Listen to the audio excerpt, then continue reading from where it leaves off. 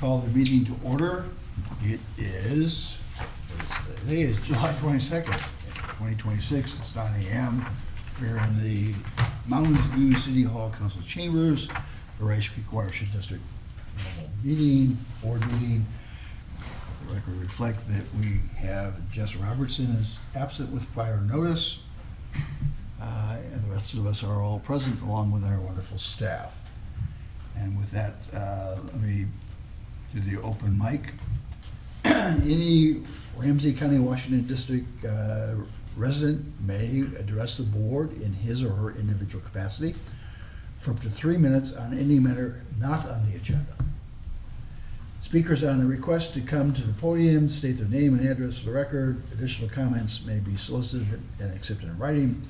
Generally, the Board of Managers will not take official action on items discussed at this time, but may refer the matter to staff for a further report or direct that the matter be scheduled on an upcoming agenda. Is there anyone on the audience who wish to speak to us on the matter not on the agenda? Seeing none, we'll move ahead. Madam Secretary, set the agenda. Any changes to the agenda? Staff have no proposed changes. Any board members have any proposed changes? With that, can we have a motion to set the agenda? So move. Second. All in favor say aye. Aye. Any opposed? That brings us then to approval of minutes. Madam Secretary. Right, so I don't have any changes to the minutes, so I would move to approve the minutes of the July 6th Board of Managers Workshop and the July 8th regular meeting of the Board of Managers as presented in our meeting packet. I'll second that. Any discussion? All in favor say aye. Aye. Any opposed? Passes. That brings us to the consent agenda. Patrick? Yes, President Bradley, Board of Managers, good morning. We have one application on the consent agenda today, a trucking facility in Columbus. A number of representatives here in the audience, in case you have any questions you'd like to ask them. Does anyone have any questions first of Patrick? Is there anything that anyone in the audience would like to add to what's already in our packet of materials? If not, can I have a motion?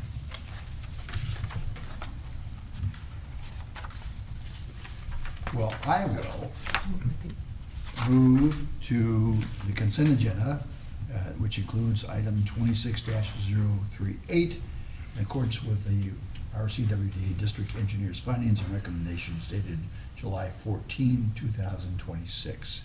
Is there a second? Second. Any discussion? All in favor say aye. Aye. Any opposed? It passes 4-0.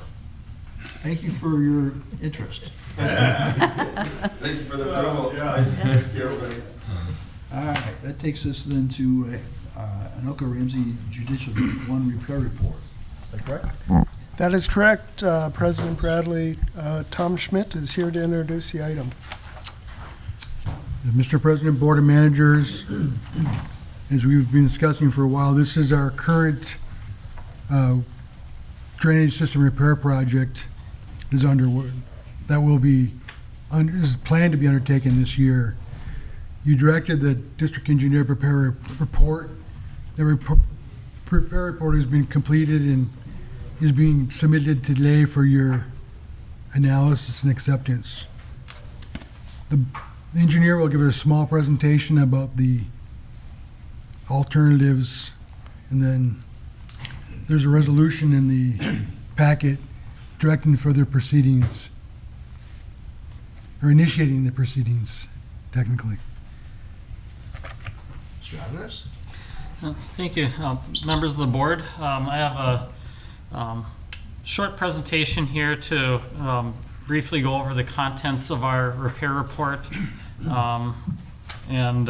Certainly we'll have a little more content added as we move forward to public information meeting and public hearing, but wanted to give a quick overview of what the content was here. The slide I have here shown on the screen right now is of a portion of the ditch. I believe this is part of it that's in Mounds View. You can see some of the conditions out there. This is not an atypical kind of look along parts of the ditch. pretty obvious as you look at any part of it that there are needs of significant repair along the drainage system. Chris, I questioned whether that picture was taken on July 22nd. No, that, yeah. Tend to be today's presentation date, yes. But yeah, no, it was a little earlier, yes. So discuss a few things, including the timeline, the conditions, what the repairs will look like eventually, and then what we're anticipating for a schedule moving forward. One of the big questions that we have as we begin any of these is, is this going to be a repair or is this maintenance? And for the Rice Creek Watershed District, of course, we look at those as two different things, even though there's no distinction in the statute. We identify that typically that maintenance is something that is really isolated removals of blockages or other things that might be negatively affecting the capacity of the drainage system, but things that are relatively small that don't require significant regulatory engagement, whereas for repairs, which we again put in a different category and have a different mechanism for funding them, that definitely is more extensive work. In many cases, it's reconstruction of the drainage system. Probably not in this case here, but certainly extensive work. And then triggering regulatory requirements, and that also fits here. If you look up and down the system, there's very little of it that is not in disrepair. There was one branch called Branch 4 that we did some repairs to about 10 years ago, but the remaining part of the system really hasn't been touched other than a little bit of minor maintenance here or there. Relatively high estimated cost in this system. You'll see the cost is over $1 million that we're estimating for the repair.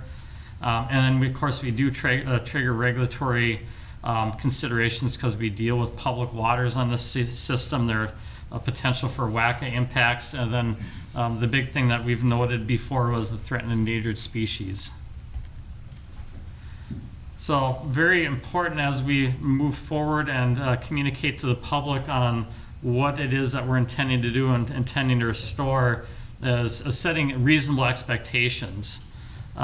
Really the purpose of these drainage systems, as I have in quotes, is to provide predictable drainage and stormwater management. And that predictable is very important so that people are aware of what kind of risks they may have on their property for flooding, particularly structural flooding, and to serve as a municipal outlet. But certainly we aren't going to prevent all land from being inundated with water for all rainfall events. Important also to note that any of these repairs that we do typically do not have a substantial effect on floodplains, meaning the extent of the 100-year flood event on those properties. The repairs generally have a much greater impact on the smaller or medium-sized rainfalls, like a 2-year event, which is a little under 3 inches.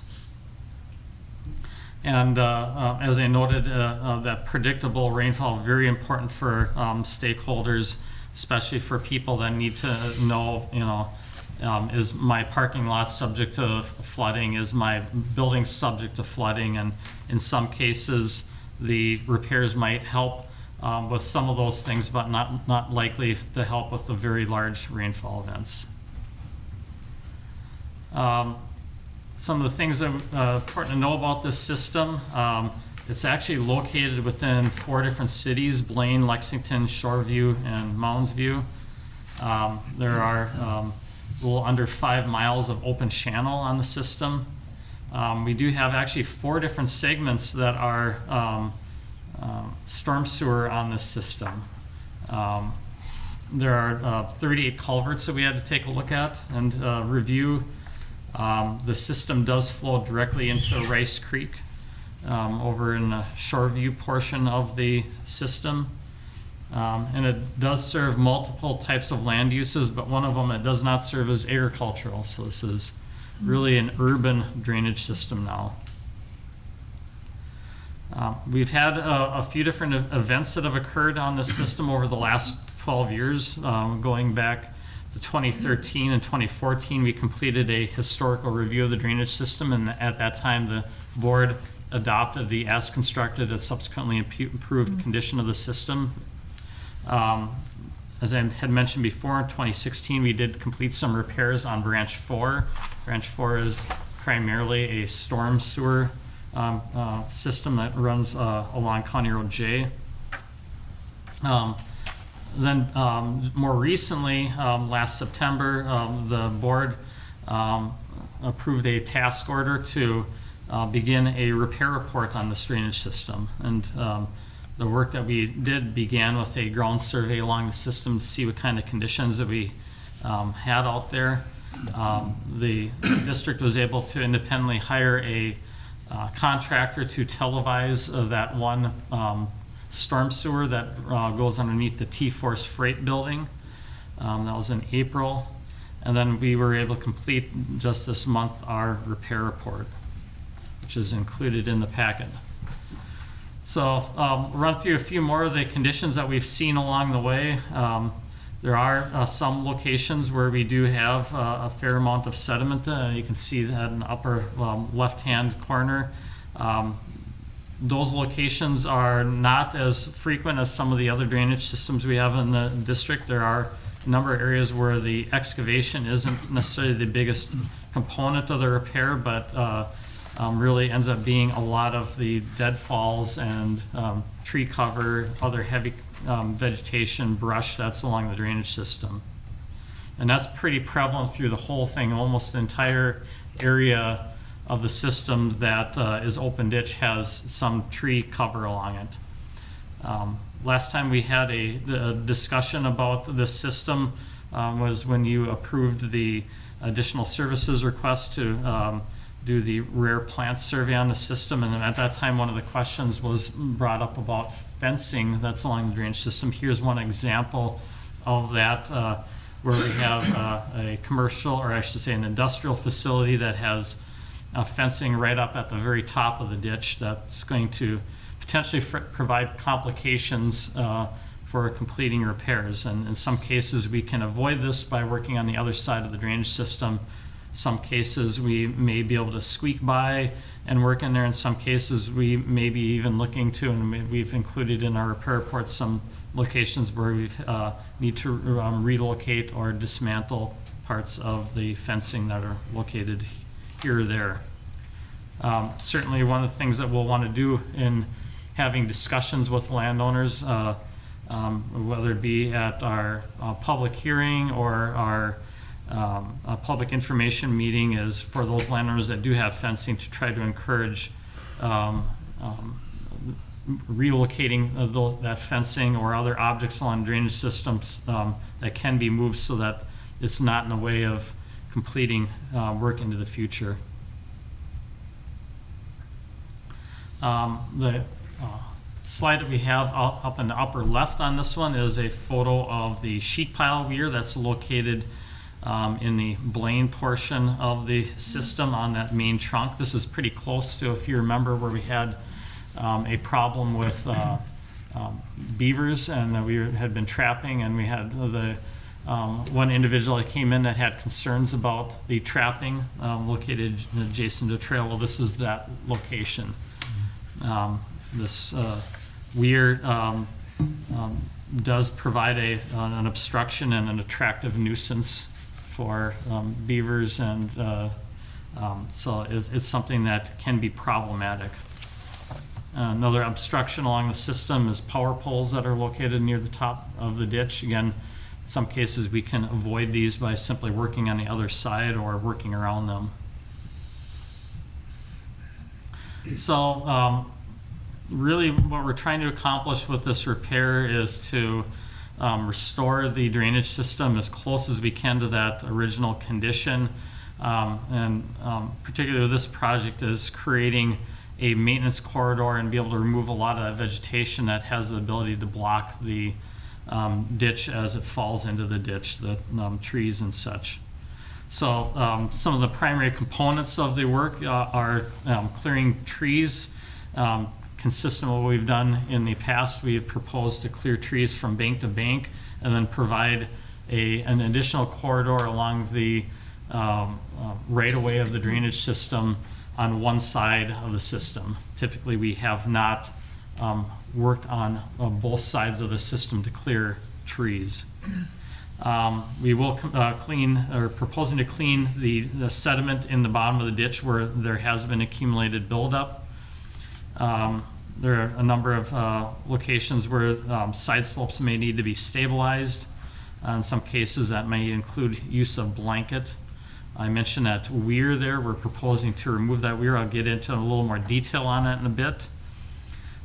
We are proposing two different crossings of the drainage system, where one is a culvert and one is a bridge, and we'll be proposing to replace both of those with culverts. And then the realignment of that branch 2 lateral 1 ditch, which goes underneath that T-Force freight building. Again, we had mentioned in a prior meeting about the concerns with teeny species on the system. Within a mile of the drainage system, there are actually 16 different species that have been identified. So this is definitely one of those Anoka sand plain areas where they have found large populations of these kind of both the vegetative species and even some fauna like Blanding's turtle and a jumping spider. So we are working with Critical Connections Ecological Services to complete that plant survey, identify potential complications, and mitigate anything that we need to mitigate along the way. So that's underway. As I mentioned before, we typically do the tree clearing from bank to bank and on one side. This is an example of the detail we provide in our plan set for this. I will note that we've had dialogue with the city of Mounds View. We did have an on-site meeting with them about a month ago and talked about some of the concerns and interests they had. And one of the things that the city had indicated and requested was to include tree removal on both sides of the ditch within the city's property. So as that is something that deviates from what has been our typical, definitely wanted the board to provide input on that before we include that within our plan for the work.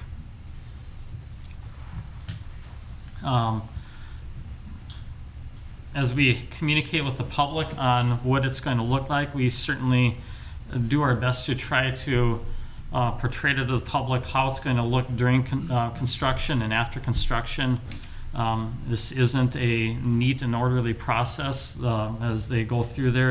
It does create a unsightly look as the work is being conducted, but we do stabilize things consistent with the state requirements and with engineering protocols, and eventually we will get good vegetation moves up, and we intend to continue to maintain and mow it, and that'll again be a very important communication with the public as we move forward. And we'll show multiple examples of these, of how this does look as we move forward and it gets revegetated, and hopefully leaving it looking a lot better and a lot more maintainable than it was in the past. Another communication piece that we have with landowners is expectations of how the ditch bank is going to be reestablished.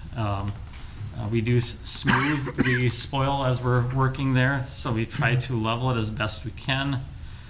We do use a seed mix that would be consistent with either a MnDOT or Bowser seed mix. We're not planting turf grass back in these locations. This is an area where the district intends to continue to maintain. That may be with brush mowers, that may be with some herbicide treatment to prevent future tree growth. But we do recommend and encourage landowners to try to leave this area unmowed. It does help in keeping sediment out of the ditch, reducing that maintenance into the future, and improving water quality downstream. And as I had mentioned before, we are going to strongly encourage avoidance of having structures within the right-of-way that are going to make maintenance more challenging in the future and create additional cost. As I mentioned before, we have that weir wall that's located within the ditch. There was a purpose for that at one point. The purpose was to try to divert flow from the ditch into a very large stormwater pond that was constructed as part of an adjacent development. That weir does not really accomplish that intended purpose. It does divert the water, but it doesn't significantly affect water quality downstream. And as such, we are recommending that it be removed. The removal will not change downstream water quality, but it will avoid those potential obstructions and that attractive nuisance for beaver activity. As I mentioned before, we had two different crossings that we were looking at on this system. One of them is a trail crossing that currently is a 36-inch pipe. We'd be recommending replacing that with a 48-inch pipe, and it'll need to be raised a little bit to allow adequate cover over it. The other one was one that we had discussed with the city in our on-site meeting and very much appreciated our dialogue with the city on this. These bridge crossings do create more challenges for maintenance and oftentimes are more poorly maintained than a culvert crossing. So wherever we can remove a bridge and replace with a culvert, that's all the better. In this case, the city is interested in removing and disposing of that bridge and replacing it with a 36-inch culvert. So that is what we're recommending here in this case. And then one of the big expenses that you'll see in the report is related to the realignment of branch 2 lateral 1. I know we've discussed this a little bit in the past. This alignment currently is running underneath a industrial building that they're using as a truck freight center. We looked through the records and could not find a permit for this building in the records, or any sort of modification of the drainage system to allow the construction of that building. But it is the case that's been there now, been there for decades. It is a condition that's there, and so it's something that needs to be addressed. When we had the televising completed, we didn't see any obvious deficiencies in the concrete pipe that is going under the building that would raise immediate concerns. However, this ends up being a long-term concern, particularly given that if that pipe were to clog, or if for some reason you would have a pipe separation that would occur, it could place both the building and the upstream drainage in at risk. And so it's a risk for everybody involved to have this situation out there, and that's why we do recommend that it be realigned around the building. We are recommending that that realignment be a combination of a pipe that runs north alongside the county road at that location, and then swings over to the west and becomes open channel at that point before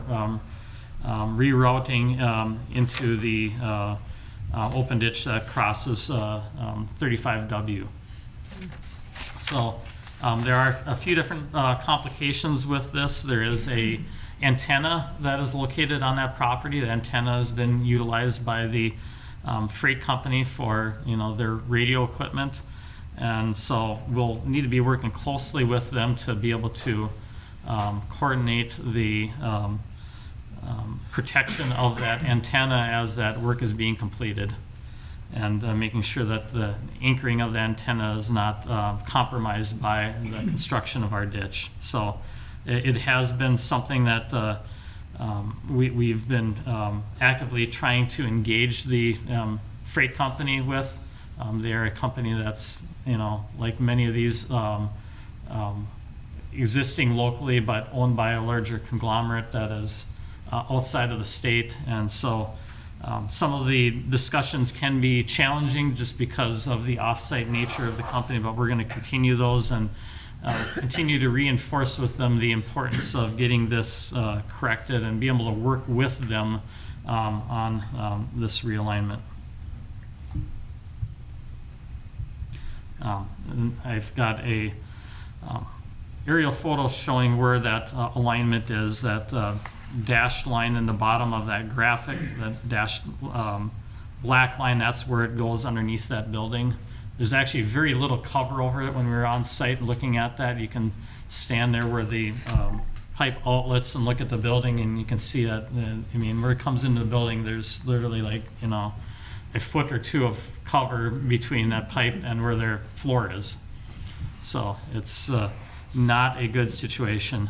And what we're showing here on the graphic then in that pink line that's kind of running along the existing ditch, that pink line is where we'd propose to reroute via that pipe.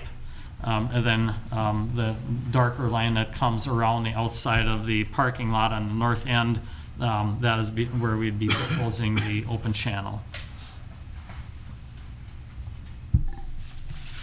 So we prepared a estimated cost for this work. Right now we're estimating the total cost of all features of this repair to be approximately $1.5 million.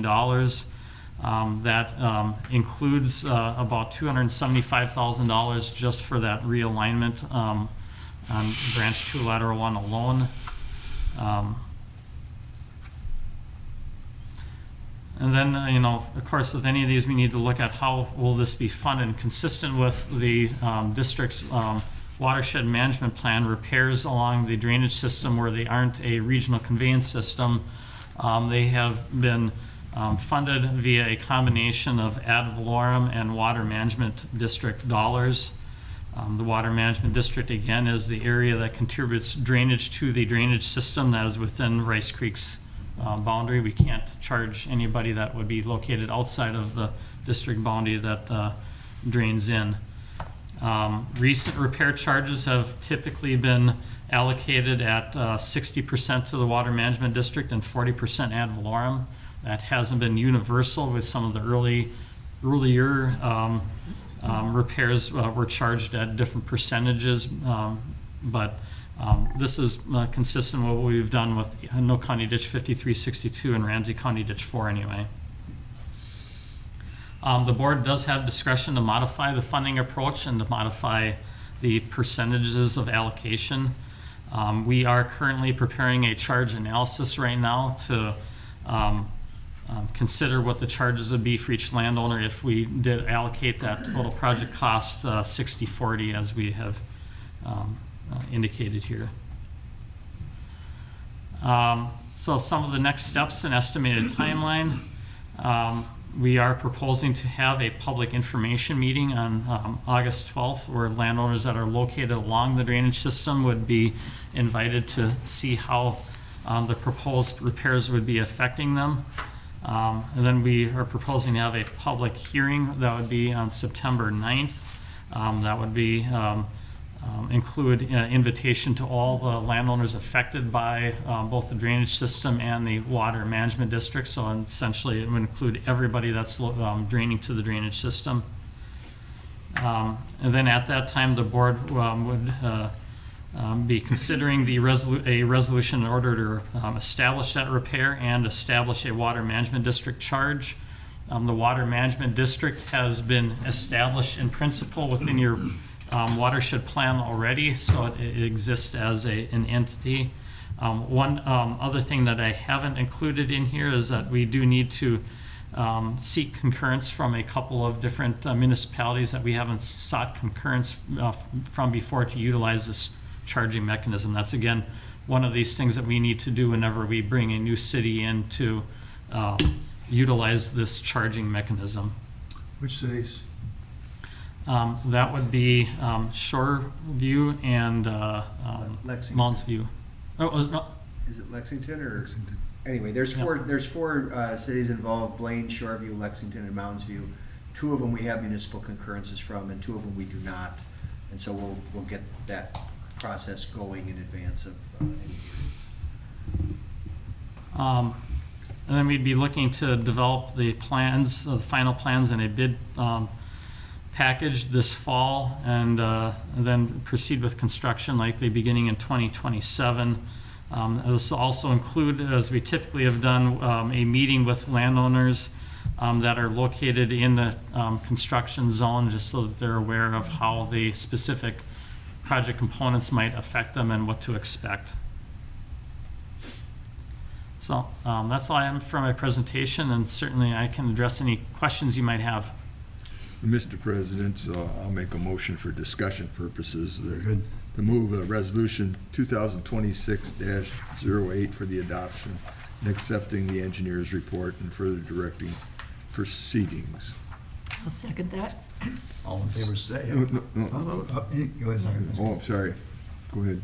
I was just, yeah, now we'll have our discussion. I'm Yeah, sorry. yeah. I was getting ahead of myself. 'Cause I didn't want to discuss. Well, I thought that's So what I go ahead. wanted for discussion, yeah. Questions?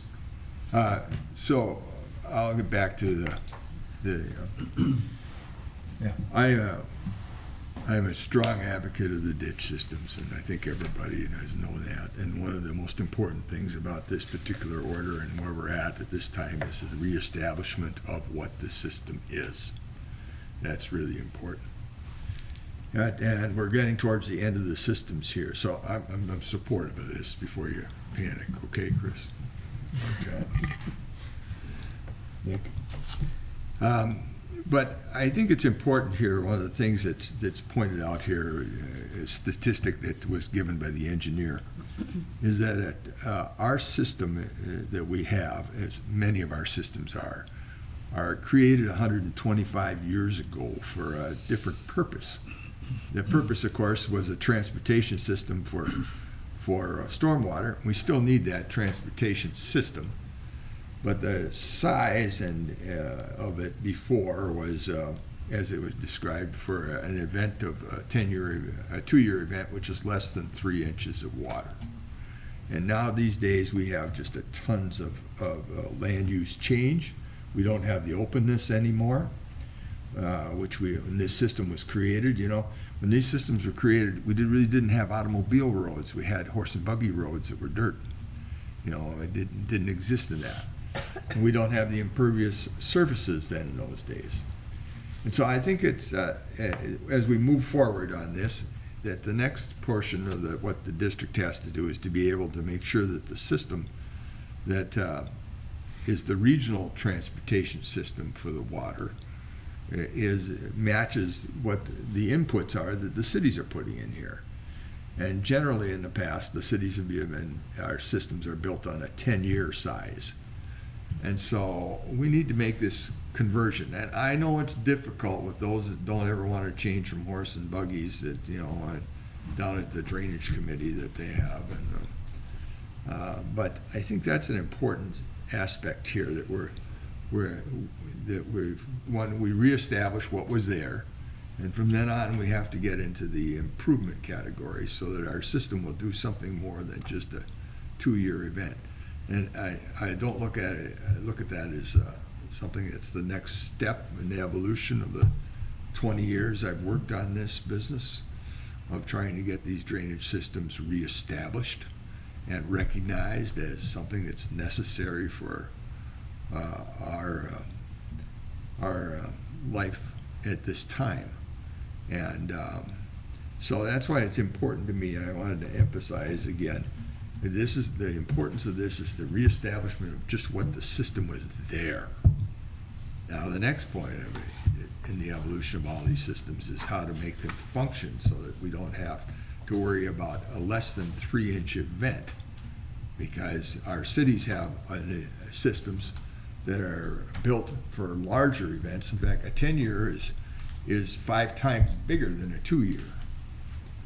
And so when you start emptying water into these systems, then they don't work.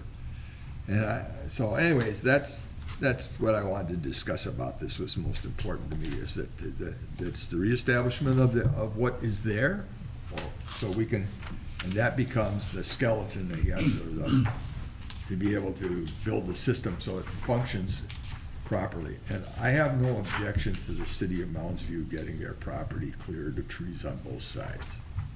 So with that, Mr. President, I'll yield back. Okay.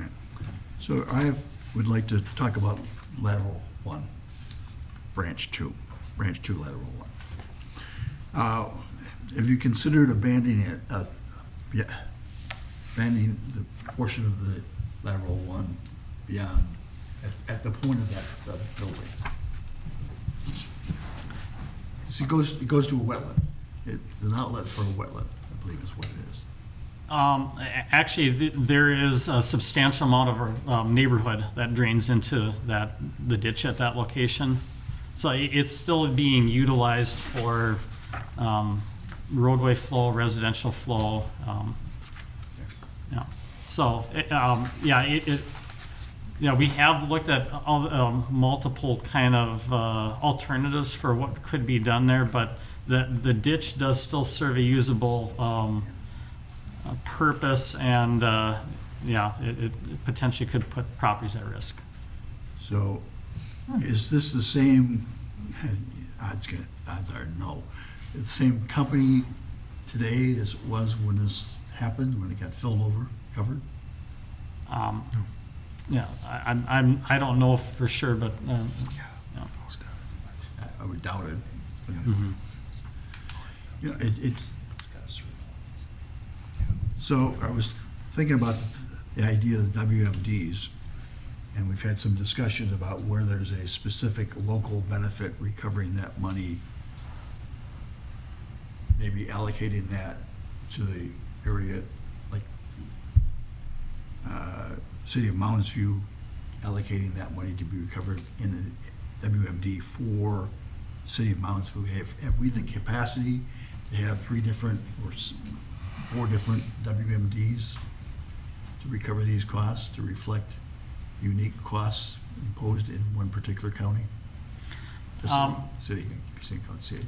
Yeah, so, well, right now it's again one water management district, and that is, I guess, consistent with how drainage systems are managed under 103E, because whenever you do repairs on a 103E drainage system, whether it's in one location of the system or other, it's paid for by the whole entity. The whole entity is a collective, and that's kind of been the district's approach to date. And I don't know, maybe Mr. Cole might have more comment on that. I can flesh that out a bit, Mr. President. First of all, the Water Management District charge authority in the watershed law is not unlimited. So you cannot use it for everything. You have to address the demand or the need for the work that you're doing, or the need for the costs against the use of that service. So it's like a stormwater utility fee in that regard. So, and then each time you establish a water management district for the imposition of charges, you have to amend your plan. So right now, we've created water management districts for specific projects or specific facilities. In this case, we've created a water management district in the watershed management plan for Anoka Ramsey Judicial Ditch Number 1. To do what you're proposing, we would have to set up another sub-district, which we could do, but we'd have to do it by plan amendment. And then we'd have to figure out the basis of the charges. And I think the best articulation of the basis of charge that you might be contemplating, Mr. President, is we have an additional cost to correct the obstruction, impediment, prior error, whatever it was, of this building being constructed over the top of the system. And so we could maybe articulate that as a special cost that is unrelated to everyone else's use of the system or benefit of the system. But I think that's another process that's going to cost us money, and in the end, I don't know how much that cost is going to actually be allocated. I'm not sure why the building got built over the ditch system. It was likely done at a time before we had good permitting programs that, caught these conflicts and corrected that. I think there's an argument to be made. I'm not making it, but there's an argument that I could imagine being made that it's our problem because we allowed it to happen to our ditch system. But I think, again, timeline, we might not have even been around when this occurred. So It is possible. I think it's probably more complicated than we can imagine sitting at the dais today. And likely the timing and expense of that is of limited justification given, you know, what we're actually doing here. I mean, it's a big project and it's important, but if I had my druthers and you asked me to do it, I would rather not. I'm not, I want to make it clear, kind of like John. I'm asking questions because these are questions that should be asked. They are fair. And it's the same, and we could say the same thing about the Mounds View property. That's an extra expense that we don't typically do. And there's two sides to that argument. They want it, we don't have to do it, but in reality, it's probably more convenient for our management of the drainage system to have those trees out of the way than to deal with them later. Mr. Chair, while we're having this discussion, could you, Chris or Patrick, put up page 35? That's a very detailed map of it as we're having this discussion. I can pull that up here.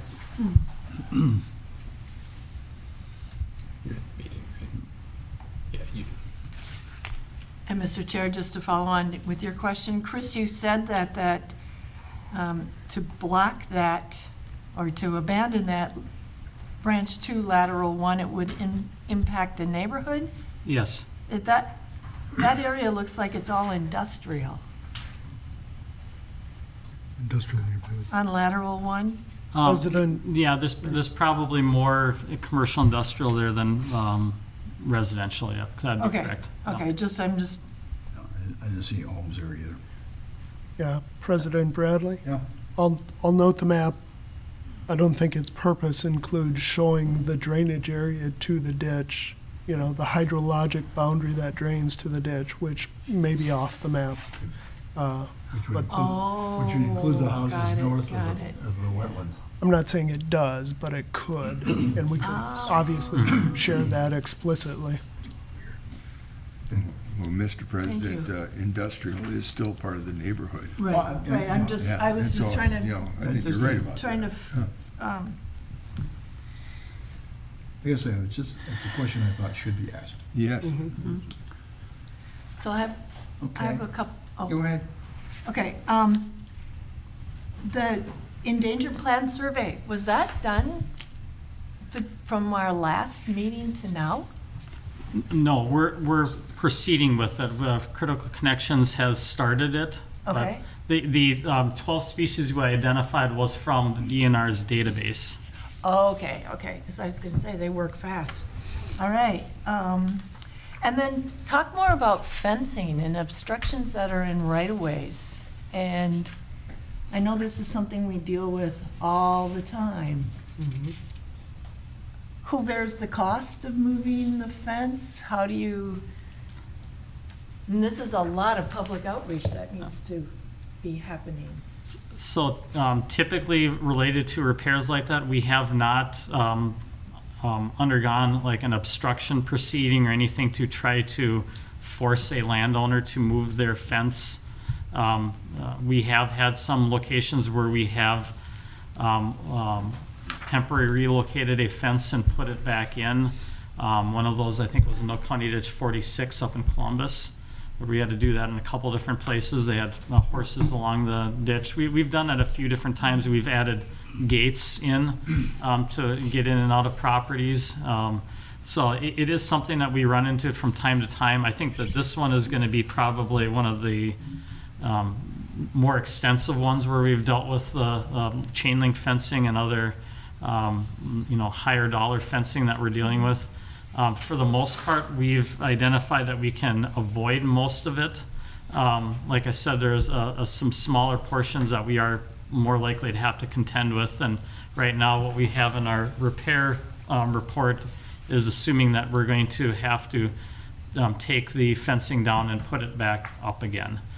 And, as you can see in that one photo that I had shown, they had their industrial site right up to the edge of the ditch. If we were to say to them, okay, well, now you have to move that fence over 20 feet and put it in, your pavement on there, we're going to have some significant pushback and challenges. And And part of that ends up being, how much do you want to push to be right versus, the effort that we might just do to work around it. And we saw some of that with even the Jones Lake project. So, Mr. Chair, if I may, back to this page 35. I'm seeing public watercourse dots on here. And then the yellow areas, I'm assuming the yellow areas are more wetlands and not part of the public waters inventory? Yeah, so oops. I somehow lost this here. There we go.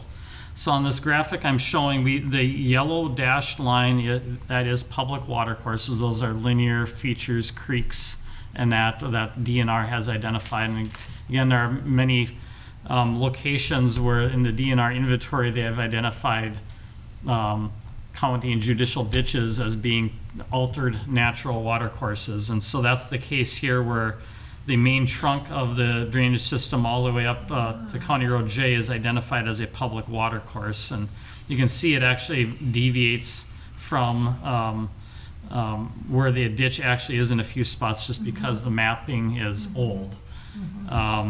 And then the areas that we have showing like a diagonal hatch on there, those areas are public water basins or public water wetlands. So, Yep. Shallow marshes generally. And,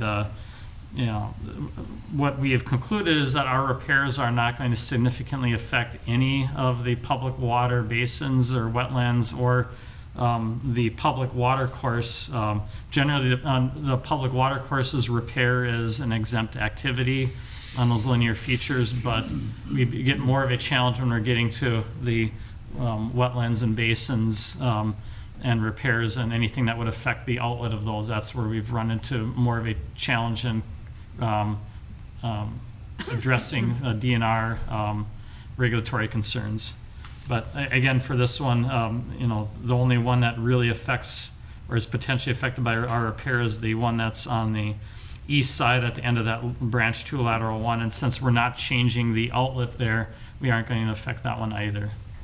We will have to, though, communicate with the DNR ahead of time and inform them we are working on a public water course and adjacent to public water wetlands and engage them that way. So on branch 5, that's what you're talking about. You just let DNR know what's going on. Yeah, and actually on branch 5, that one is a public water course as well. Yeah. And I'll find the map, and they'll need to know that. Okay, thank you. My turn? Sure. I have a few questions. So you mentioned about removing the weir and that it wouldn't, it made sense to do that because it wasn't achieving the water quality objective that was intended. But I thought I heard you say that it diverted water to a stormwater pond. So are we losing capacity in the system if we take that out? Or is the water still going to go to that stormwater pond via a different mechanism? No, we would not be having the water go into that stormwater pond at all. The stormwater pond was intended to take Sediment water out. from the local development that came in there. Right. And when they did that, for whatever reason, somebody thought, well, let's block the ditch off and bring that water in too. And presumably for the purpose of trying to treat the Okay. water from a water quality standpoint. So it wasn't for a capacity reason, it was for No. water treatment, okay. And excuse me, where exactly is that weir? Is that along that walking path? Mr. President, Yeah. Manager Wine, it's in Blaine and Keene Meadows Park.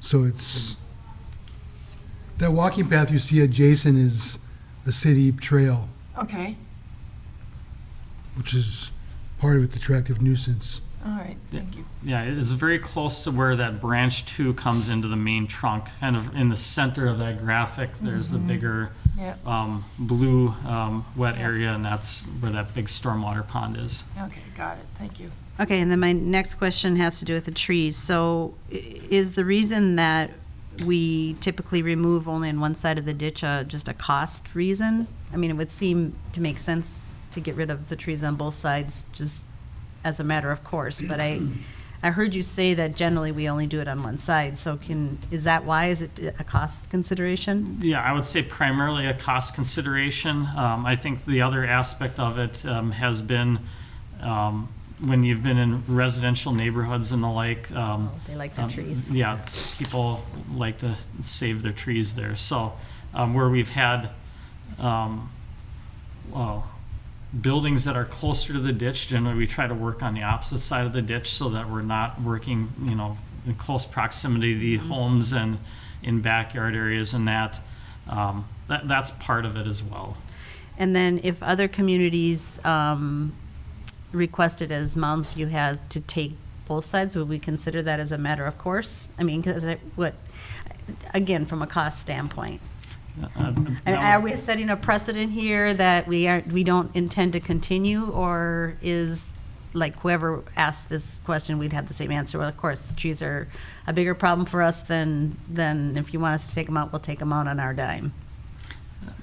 Yeah, I would say the board has discretion here, and it's really a board decision. We've got one more ditch to do, and there's no place that I know where on that ditch where this issue would come up. Yeah, I don't believe there's any municipal property of any significance on that ditch. We certainly will be working in a lot of treed-in area on that one. Yeah, you've got the Anoka Golf Course there, of course, but they've got trees where they want them. Okay, and then my last question is, going back to the discussion we just had about fencing and other impediments in the right-of-way. So if you're removing the impediment and then replacing it, are you replacing it now outside of the right-of-way? Or are you sticking it back in the right-of-way where it was? Well, that's going to depend on the landowner coordination and the usage of the property. If it was a case like what we were looking at on that one photo where, you've got a paved surface in there, I mean, it's going to cost us more to try to put it in the paved surface than to put it back in there. I think ideally we would try to move it to relocate it to the edge of the property, but it's certainly going to require landowner coordination. And that would be part of our final plan development, is get details like that put into it. And the reason I'm asking is because I'm thinking about this more from, my former council position, where if people had things in the right-of-way, that's their problem. So if you're doing road work or whatever, it gets removed, and that's the way it goes. So help me understand, is it a different authority that cities have that we don't have, where we can't press that, or why am I confused by the two standards? Mr. President, Manager Hagelin, it's usually more an issue of documentation and record keeping about that right-of-way. So for roadways, public road authorities usually have a good record of the establishment of the right-of-way, how wide it is. They might even have markers as to that, and so those encroachments are a little more obvious. These encroachments, because of the nature of drainage system rights-of-way, again, we've got to consider a drainage code that's predates statehood here, that has had some modification, but clearly not sufficient modification.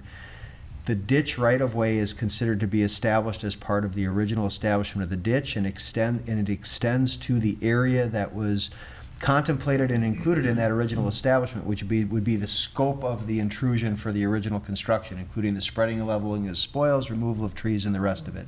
That's the law. That's what the law has developed as the definition of the right-of-way. Never required to be recorded, never directed to be recorded, and in most cases was never recorded. So now you have landowners that come to the land, and in this instance, they think they have a little creek running through their backyard, and so they put the garden shed up next to it, or they put the fence up next to it, or if it's in a more urban or municipal, or not municipal, but a commercial or industrial area, they're putting improvements right up next to it. That all occurred on the watch of the drainage authority, whatever drainage authority that was, whether it was the joint authority of Anoka and Ramsey counties, or whether it was this board. And so those encroachments now, we are left with a difficult question.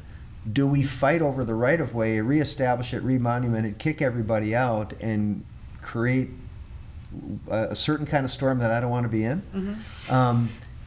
Or do we work around those? Do we work around those impediments and those encroachments? And we've this board, I say we, I mean, this board has taken the position they're gonna work around those encroachments.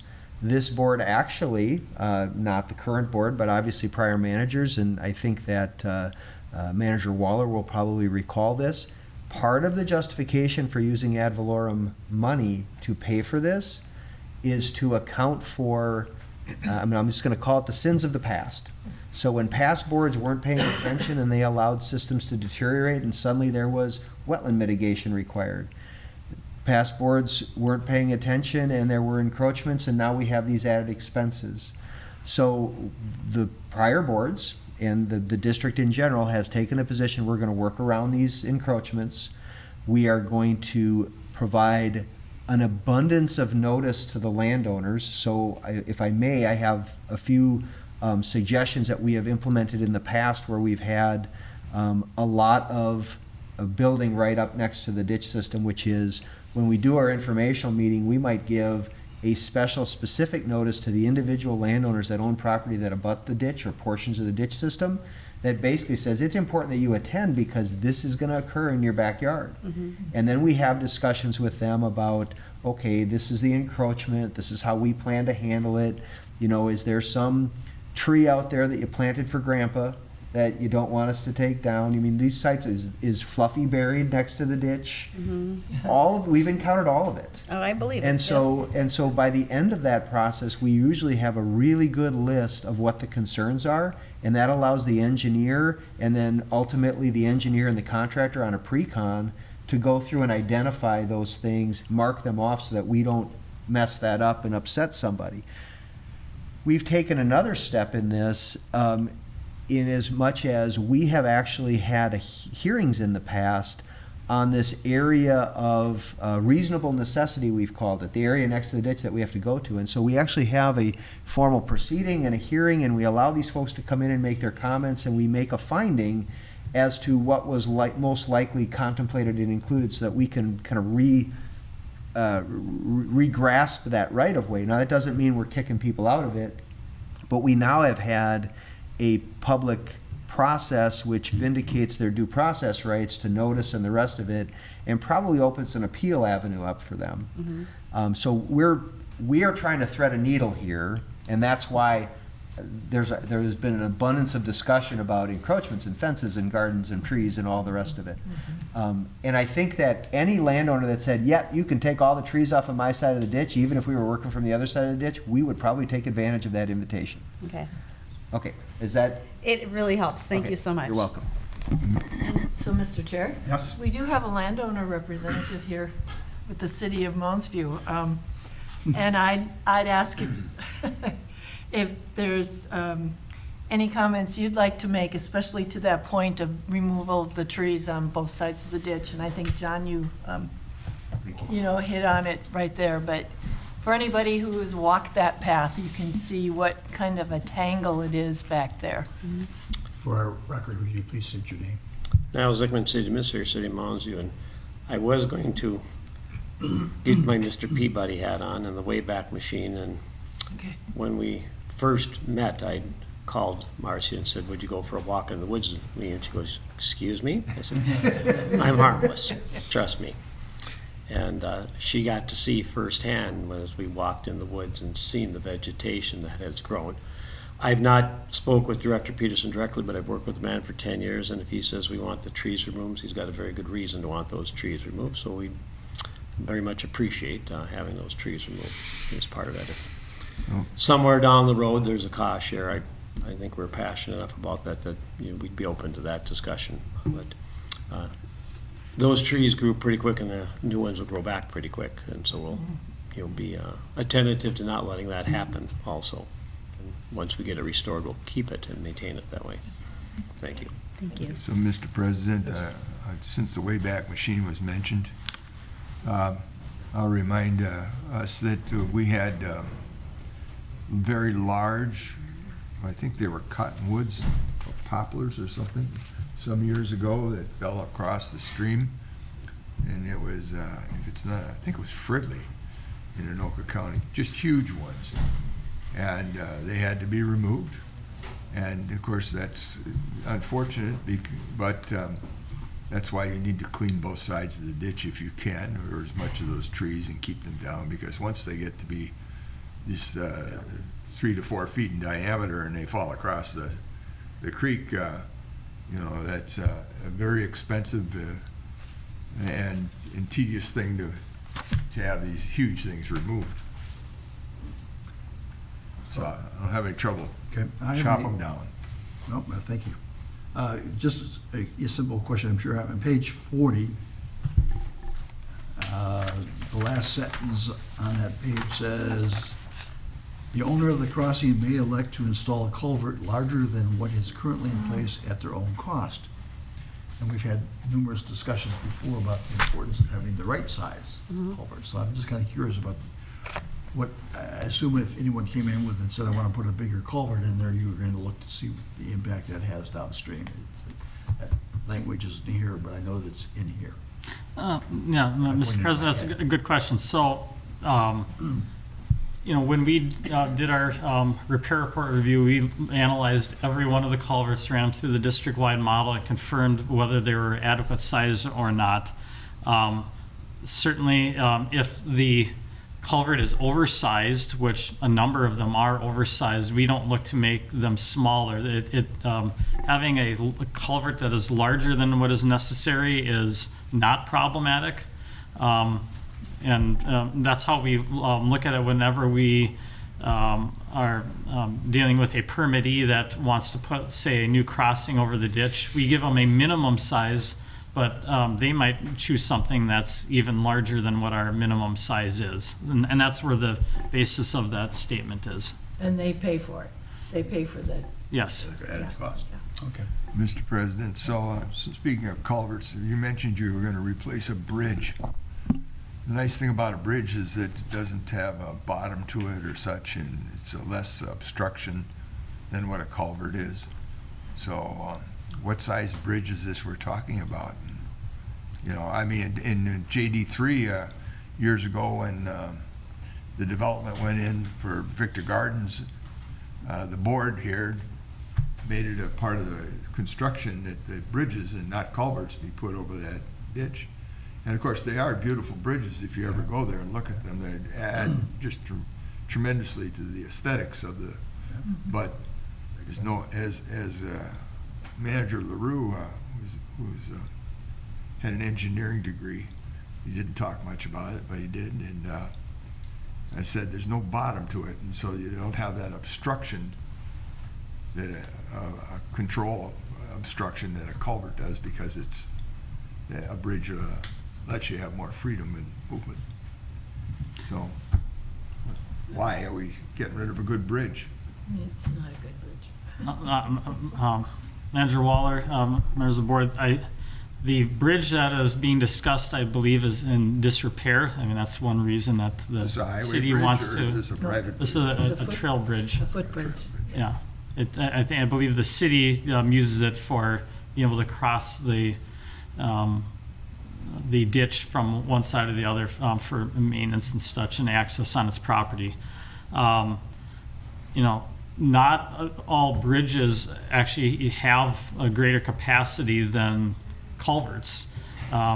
Certainly, if the bridge is too low, it can create a obstruction that might sit there, and especially when you have bridges that have a lot of structure on the bottom, ones that have, you know, metal supports on that, they can catch material a lot worse than a regular culvert can. And I think Tom would probably agree. There are many bridges, and particularly bridges that are non-roadway bridges, that have been a challenge to maintain around, simply because they do become debris catchers, and they oftentimes aren't constructed with as much rigor as you would have for a standard culvert, and so are at risk of failure quicker than a culvert would. Further questions? Then I'll call the question. So, Mr. President, I'll finish the resolution. Oh, I here. thought you did. Well, Thank you. for Thank you. discussion. Resolution number 2026-08, Rice Creek Watershed.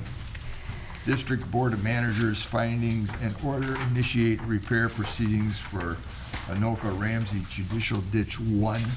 And the order reads that the Board of Managers received the draft engineer's repair report for ARJD 1 for filing.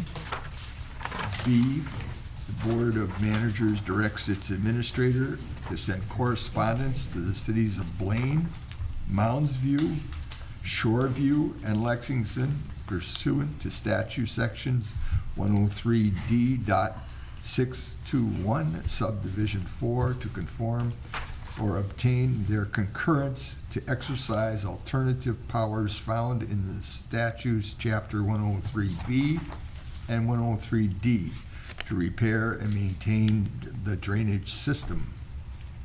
Upon confirmation of the concurrence, the board shall conduct further proceedings to repair Anoka Ramsey Judicial Ditch 1 utilizing additional authorities provided in Minnesota statutes sections 103D.621 subdivision 4.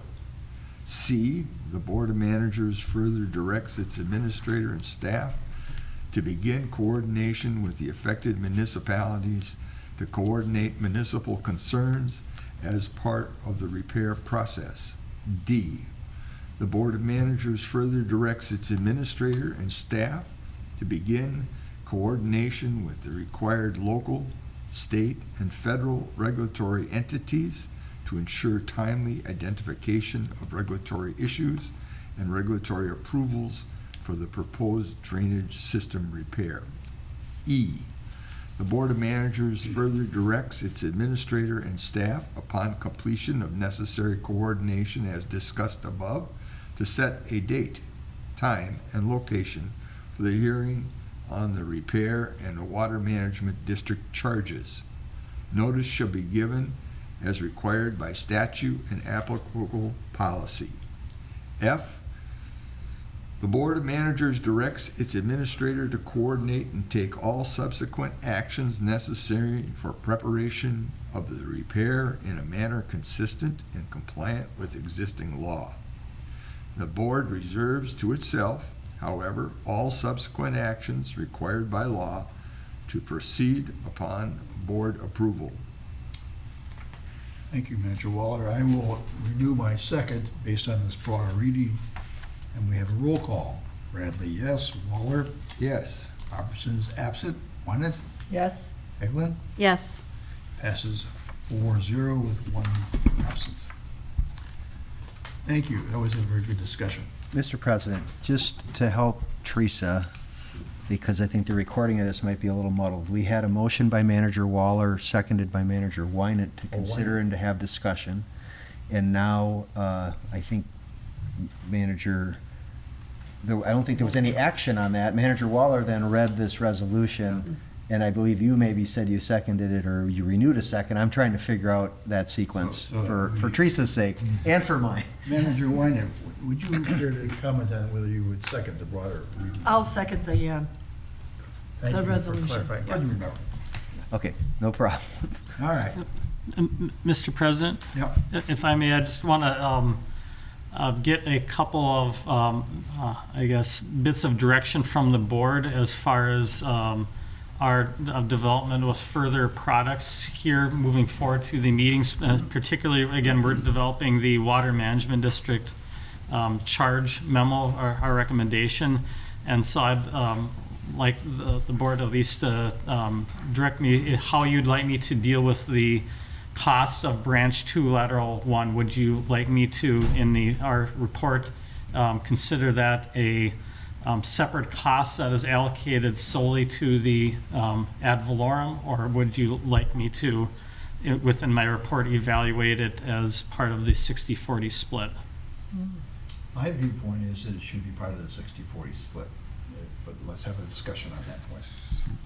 Mr. President, just so I'm clear, the 60% is the ad valorem and the 40 is the individual? Yeah. Other way around. It's the other way around. I just wanted to make sure I had it correct. Yeah, 60 is local. 60 is the local, so it's 40-60 is what we're talking about, yeah. And we're talking about the piece that goes underneath the building, correct? Correct. All right, and the rerouting of that. Boy, that's a pretty big oops there on the government not inspecting and taking a look at it, you know. So I'm not so sure that I agree with it, that it ought to be 60% on the individual subdivision there. It's a pretty good whoops, it's correct. It's a big whoops. It's no inspection, no nothing. I mean, I'm not sitting here to point fingers at what particular time period this took place. It could be, you know, in the 30s or the 40s or who knows when. I'm looking for the amount we're talking about. 250,000. 250,000. I think that's, government has some responsibility here. Only pushback I have to that is that this does, WMD covers 4 cities. It's a large area. It's a little like comparison, if I would, to what we're trying to do in Jones Lake, where we've got a large cost, but also a large area for recovery. Okay. So I could see that. Yeah. You're saying this is a highly urbanized area that we're talking about, Yeah. high population area, and therefore it's not a burden. It's necessarily on the force within the drainage area. That's why the 60% could cover it instead of the 40. That was my thought. I just wanted to make sure I had it clear as to where my 60 and 40 was. That's good. Any further discussion on that point? Think I agree. President Bradley, my utterance was simply to prompt Chris. Did he get the information he needed? Yeah, on that one. Then the other item would be the tree clearing on the opposite side of the, or the additional tree clearing within the city of Mounds View. Would you like me to amend my report to include that cost in there and use that also in conjunction with the our cost allocation that we have? And Mr. Chair, I think John, our attorney, gave great explanation about why that makes perfect sense. And I heard it. Yes, I asked for verification, but I heard at least 3 people say they thought that was a good idea. And, Mr. President, I believe I heard the administrator from Mounds View say he was open to sharing the cost on that. He said he really wants the job done, Yeah.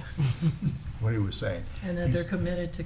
But I did hear him say that I was asked to do that, and this guy doesn't ask it except for, and we've talked about trees falling in from the other side, that if we had a chance to do it, we would do it, and there's no reason not to do it.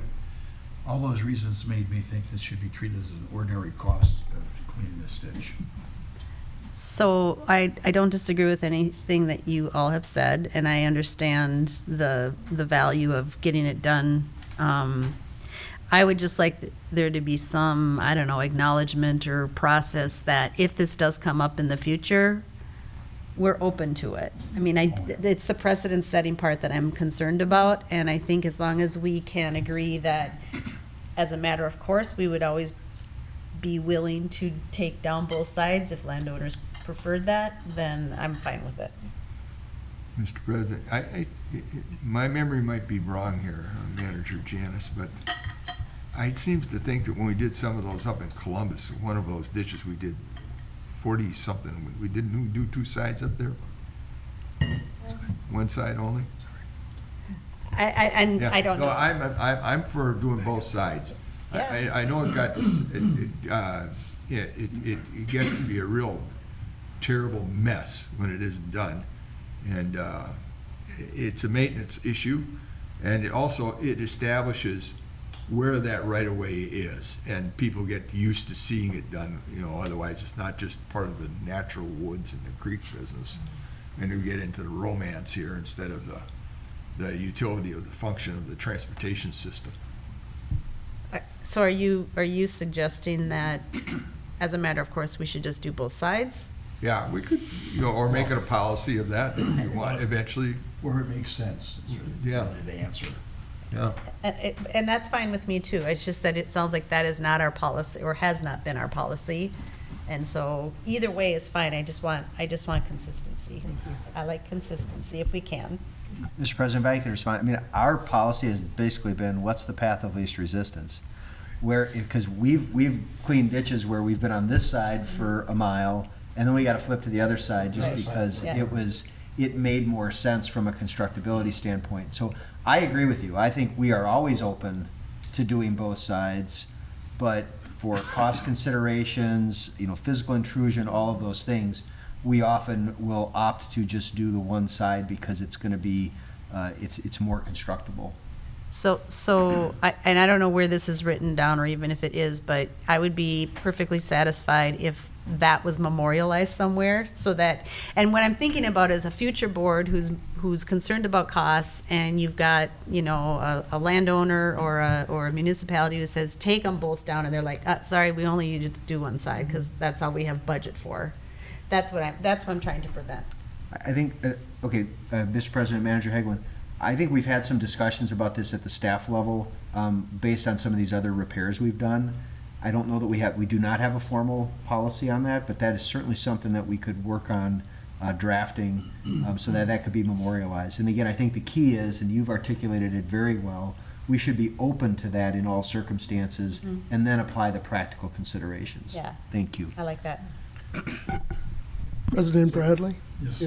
Just to round out that discussion, Chris and/or Tom, perhaps, you had a nice little image there where you showed this is the channel and the ditch bank and trees were cleared on that, but then you also take those that are leaning or intrusive or dead and are likely future hazards, obstructions for the ditch system, correct? Yeah, Mr. President, I'm sure we did on JD3. Yes. We sat both sides whenever we wanted. It's no problem. It's a good idea.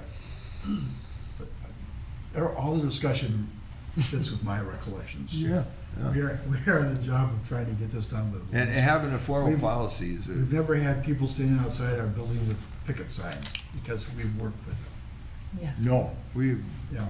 actually, nice things have been said about us for working with them. Amazing. Yes. We like nice things to be said about us. All right, I think, is that adequate? yes, thank you. And Mr. Chair, to the point of nice things, I'm sure we've heard part of the discussion, and again, to Attorney Kolb's suggestion about making sure that folks that are immediately impacted by this are given special notice or special encouragement to show up at the August 11th public hearing, which also, I would just note, is in the evening. So glad to see that scheduled. Mr. President, I was going to confirm with the board if you're okay with that date and time. It's just a recommend, it wasn't part of the motion, so.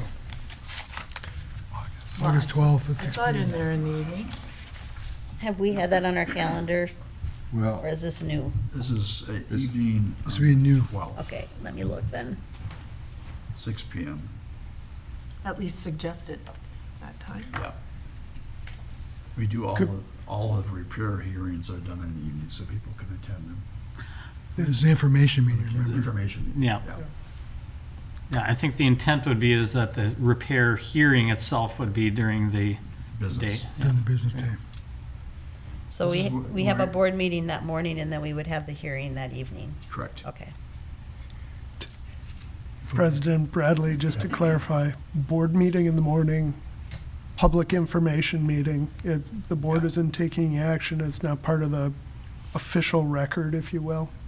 It's more of that informational engagement that you're all suggesting about with the landowners, the trees, the fences, those types of issues. Thank you. It's not unlike what you went through this morning, but with the public. Chance to show the public we care. We do care. We do care, absolutely. Okay, are we on to the next item? Yes, President Bradley, the next item for the board's consideration is solicitation of 4 professional services for 2027 and 2028. That's on page Starts on page 85 of your packet. Minnesota Statute 103B 227 requires water management organizations every 2 years to solicit interest proposals. This, at the district, has been applied to all professional services that are provided to the district, typically on a retainer rather than project-specific contract. For the district, the past notices include the engineer, attorney, accountant, human resource consultant, and information technologies. You last completed this in 2024. We publish a notice seeking background and profile information on the firm, specific information as to expertise with watershed districts, hourly billing for the future timeframe, names and qualifications of personnel. I'm proposing that we review those at the October 12th workshop. We have a deadline of September 4th for those entities who wish to be considered to submit them. It gives you the opportunity to interview those candidates, et cetera.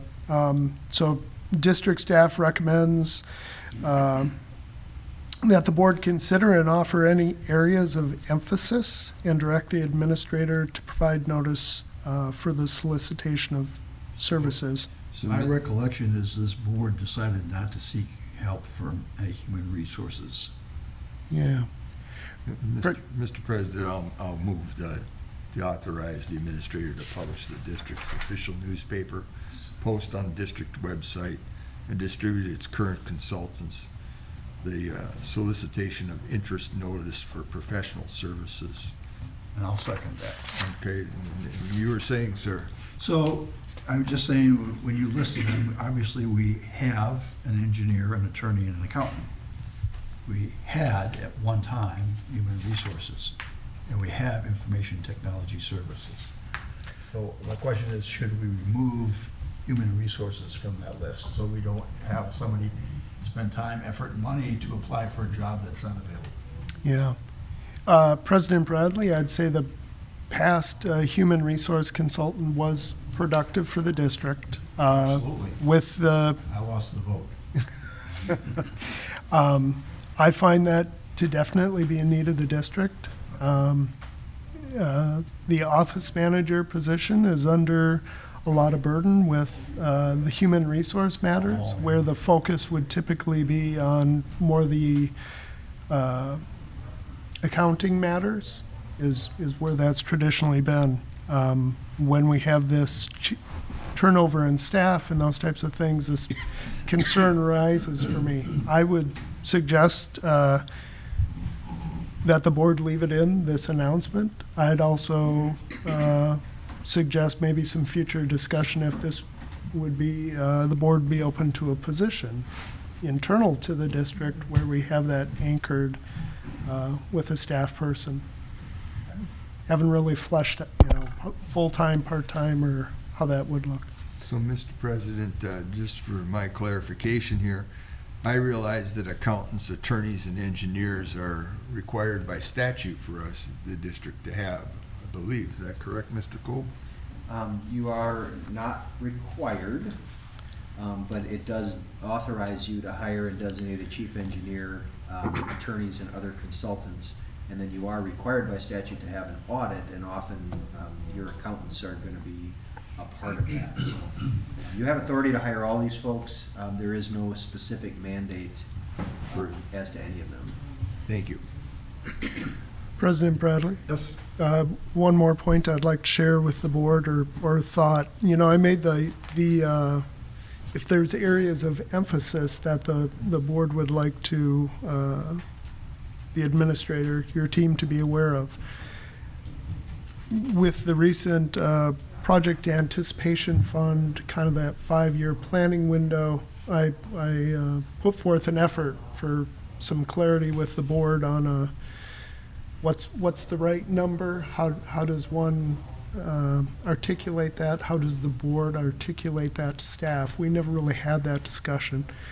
Certainly, and I reached out to Redpath to see how they might engage us, could they help with that? So if these types of things are on your mind, and these good folks call me and ask, I can ask them to, add clarity to their submittal in those areas, just as you would for your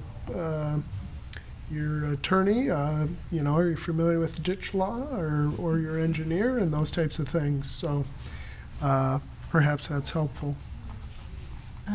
Mr. Chair, since Manager Robinson is not here, she had also requested at a previous meeting the solicitation of others who might be able to do the rare plant surveys. So in some of the discussion you have with potential contractors, I'd just remind us to keep that in mind too.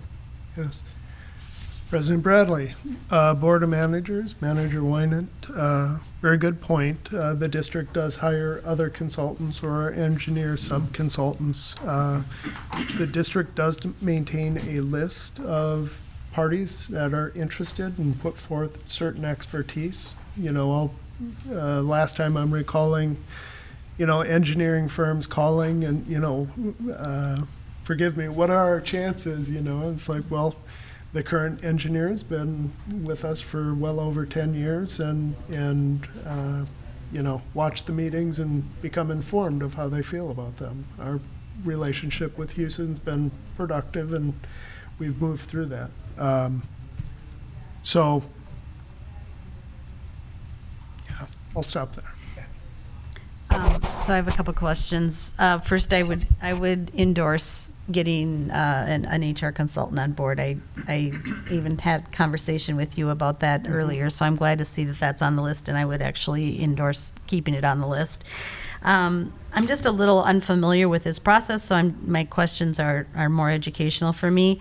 So I always think of when you go out for looking for new consultants or just doing your due diligence and making sure that what you have is what is meeting needs, that there would be an RFP process or something that would be a little bit more prescriptive of what you are looking for or what needs either are being met or not being met or whatever. So help me understand. And also it would be very broadly broadcast. So having it on the district website and the newspaper seems to me to be a pretty limited distribution. When I think about when, on a city level, maybe you stick it on the League of Minnesota Cities job site, or maybe you do it on the county job site, or, there's lots of different job sites out there.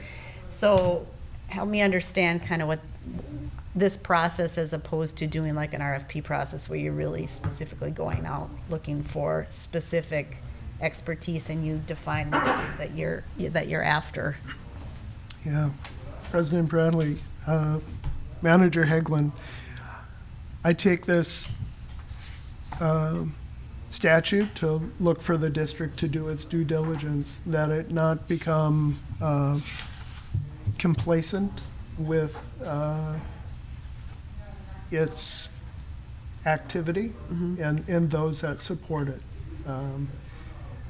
We haven't in the past, that I recall, broadcast further than that, and when others have come aboard, like I said, we maintain that engineers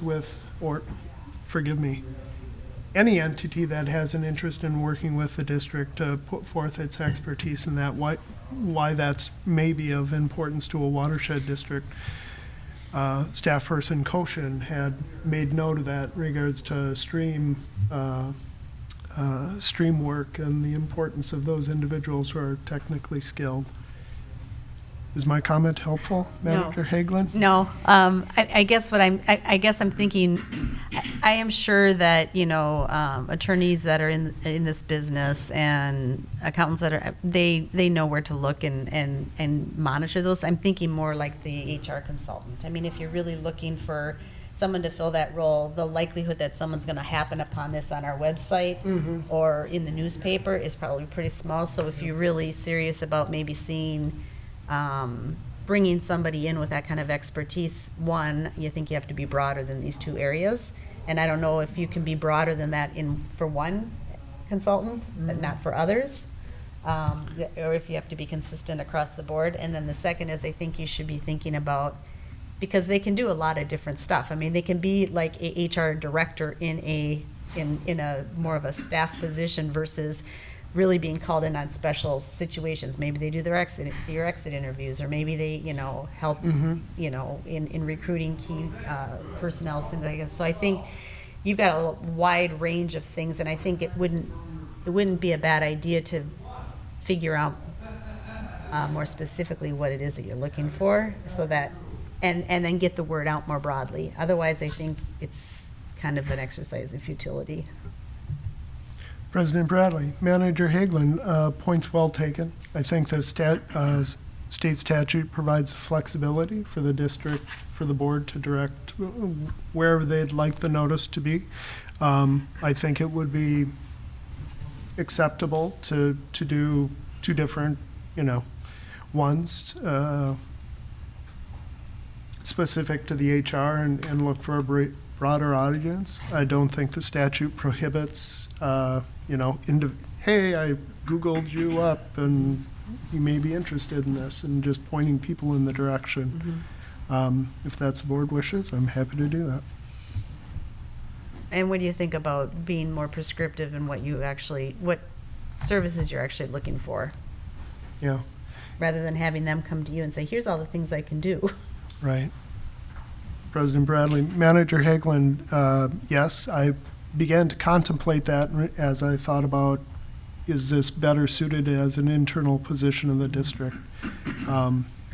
So we could compare and contrast that, but I could generate a list of duties and working with the office manager and the things that best be require that type of expertise. Yeah. It would make it easier for me as a board member to weigh in on whether I think a consultant would best fill this role or an employee. Certainly. Thank you. Anything further? Nope. I think we're ready for a vote. All in favor, say aye. Aye. Any opposed? Passes 4-0. So my past experience was we get about 10 engineering firms apply because they know that to get some on a list where we need second support. We used to have 2 law firms that apply because there are only 2 law firms in the state that actually practice this area. Well, there are more, but they're not close. Yeah, so odds are that you won't get 2 this time. And then the consultant for the human resources, we got somebody from like Georgia. It used to be last time. And so somehow or other they got broad enough to get some strange long distance requests, but we'll have to see. It'll be interesting. So moving on, ditches 2 and 5 reroute and impoundment proceedings. Tom? Yes, Mr. President, Board of Managers, the board had petitioned itself for alterations to the Ramsey County Ditch 2 and 5, including impoundment of segments and reroute of segments in preparation in support of the anticipated Jones Lake project. So through resolution, you had initiated the proceedings and appointed HEI to prepare a file report, which they have completed and are presented today.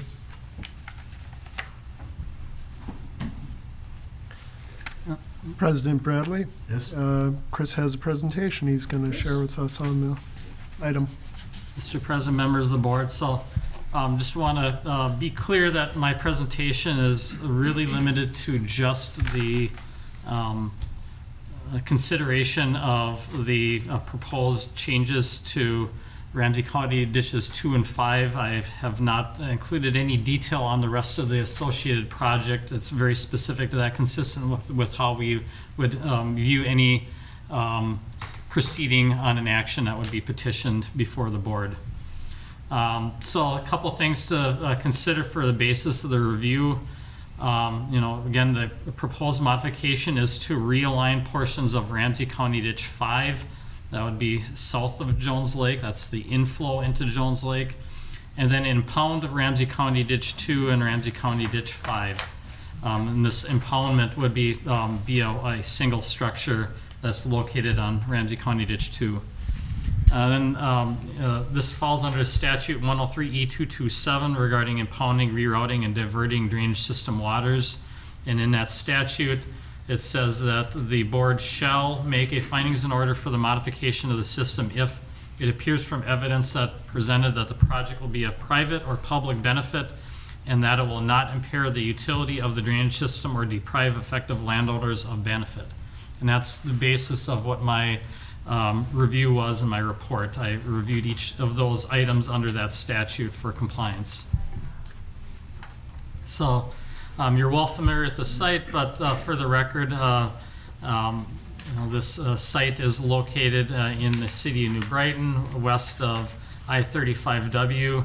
That's where Jones Lake is located. And again, Ramsey County Ditch 5 comes from the south, comes from Roseville, flowing north into Jones Lake, and then it terminates at Jones Lake. There's a, in the record anyway, it shows a gap within Jones Lake, and then there is a, the outlet of Jones Lake is Ramsey County Ditch 2 flowing north through Pike Lake and into Long Lake. So in keeping with how we've been proceeding today, I would make a motion for the purpose of discussion. I move to accept the engineer's report for RCWD number 2 and number 5, petition for realignment and impoundment, and further authorize staff to notice a public hearing on the modifications. I'll second that. All right, discussion. Any questions of Chris? I still have a few more slides to go yet. Yeah. So the proposed modifications, as I mentioned before, we're proposing to move the Jones Lake outlet. Currently, it is closer to the edge of Jones Lake, and we're proposing to move it to the northeast to make it more convenient for management in the future, as well as working within the project and avoiding impacts to other properties. We're also proposing to increase the height, and the increase in height is, again, to be able to store water on the landscape. But this increase does have the potential to affect both Ramsey County Ditch 2 and Ramsey County Ditch 5. The other component would be the realignment of Ramsey County Ditch 5, moving it to the east approximately 20 feet. This would create a ditch access corridor. Right now, the only access along there is via a private property where there's a parking area alongside the ditch, or otherwise on the east side, it would be running alongside the railroad property, which has its own challenges and its own access issues because there's really no access to that part other than somehow crossing the ditch or going via the railroad right-of-way. So the purpose of the modifications, this is all components of the Jones Lake Restoration Project and the Ramsey County Ditch 2 and 5 Basic Water Management Project. The Basic Water Management Project includes purposes of flood risk reduction, water quality improvement, and multiple secondary or tertiary benefits. The impoundment is intended to create storage during large rainfalls.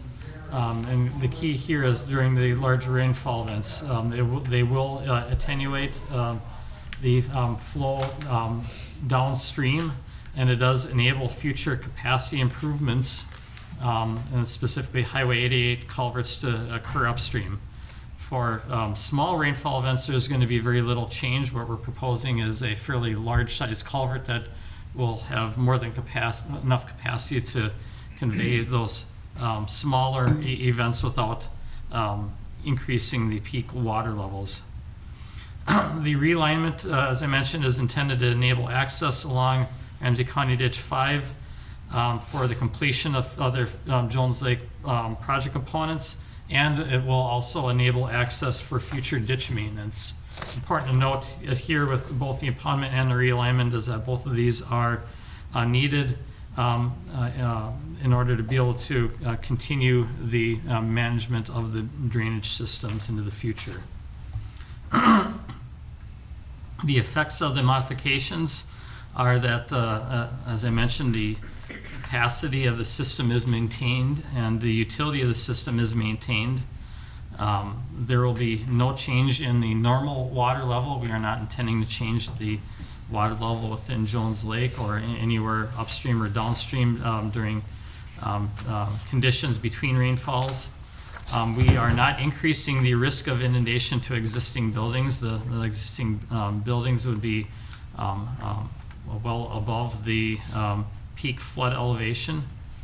It does enable, as I mentioned before, the upstream conveyance projects to occur, and this does provide a public benefit in reducing flood risk to the infrastructure that's upstream. That infrastructure includes Interstate 35W. It includes multiple commercial, industrial, and residential properties.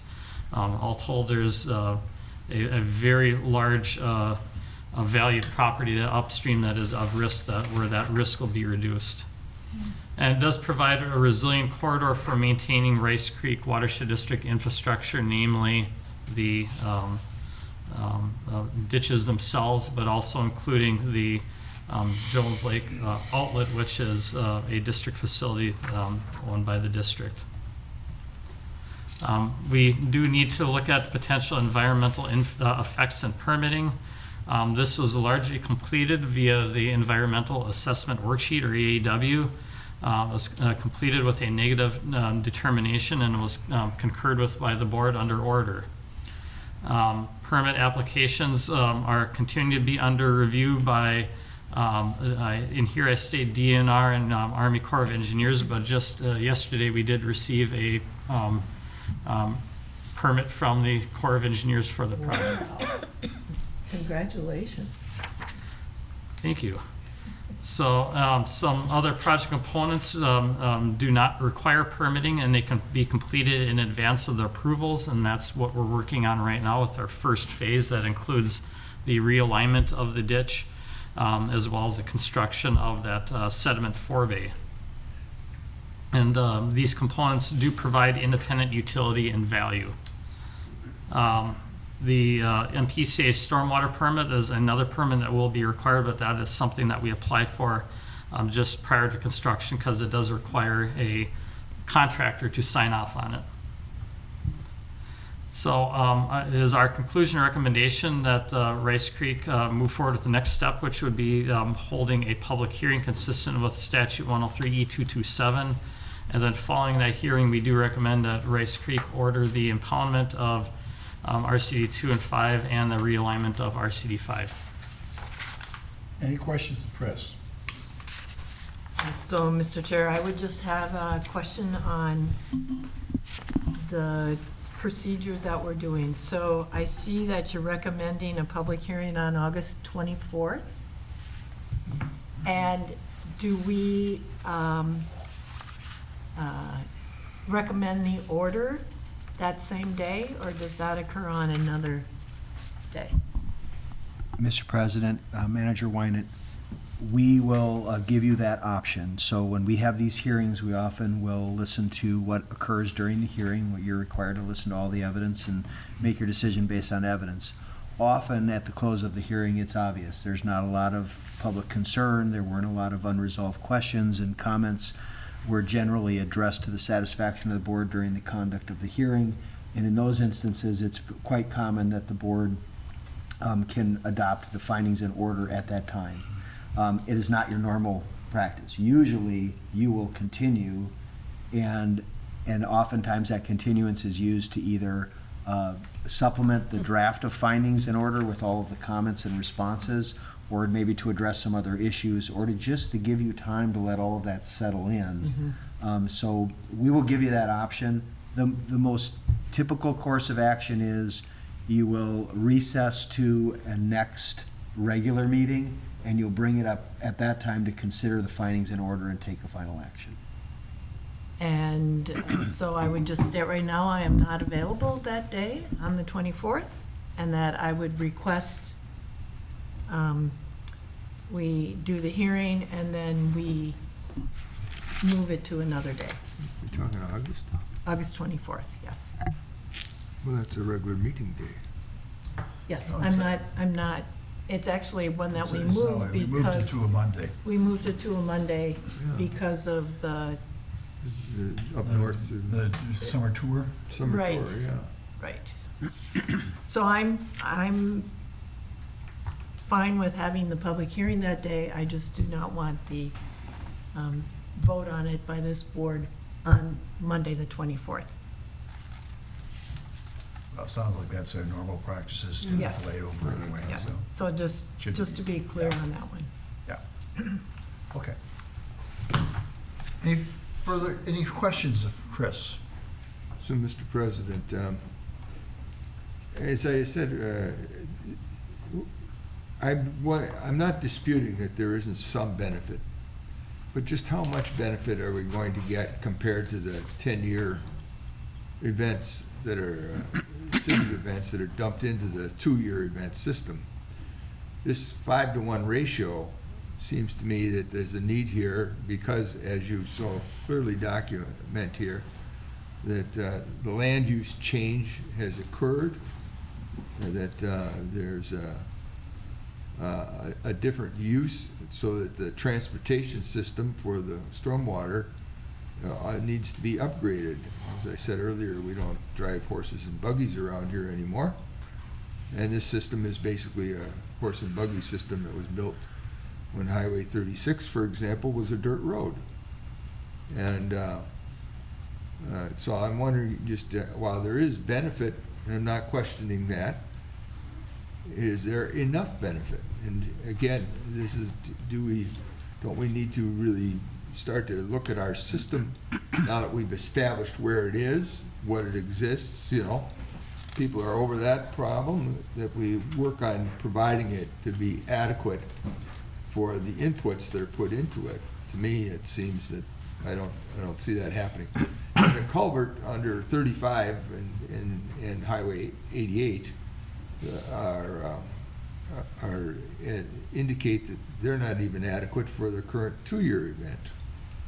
You know, and they're for the current system, and that's why they have to be increased.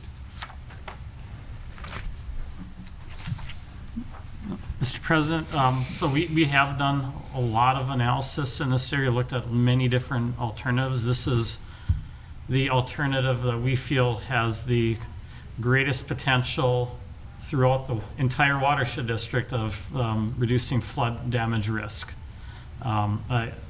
Simply increasing the capacity downstream is something that in our modeling would indicate that is going to create flood damage to somebody else downstream.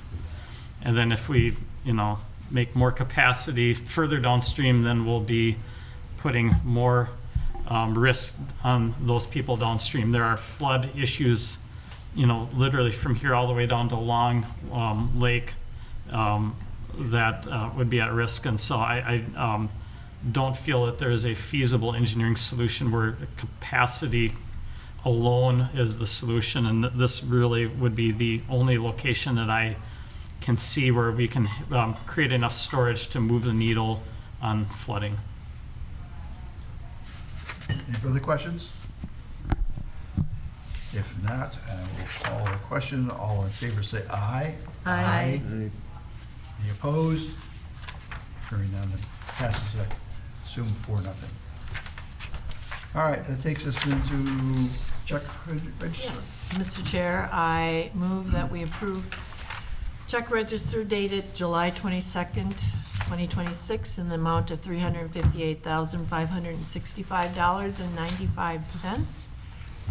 And July interim financial statement prepared by Redpath and Company.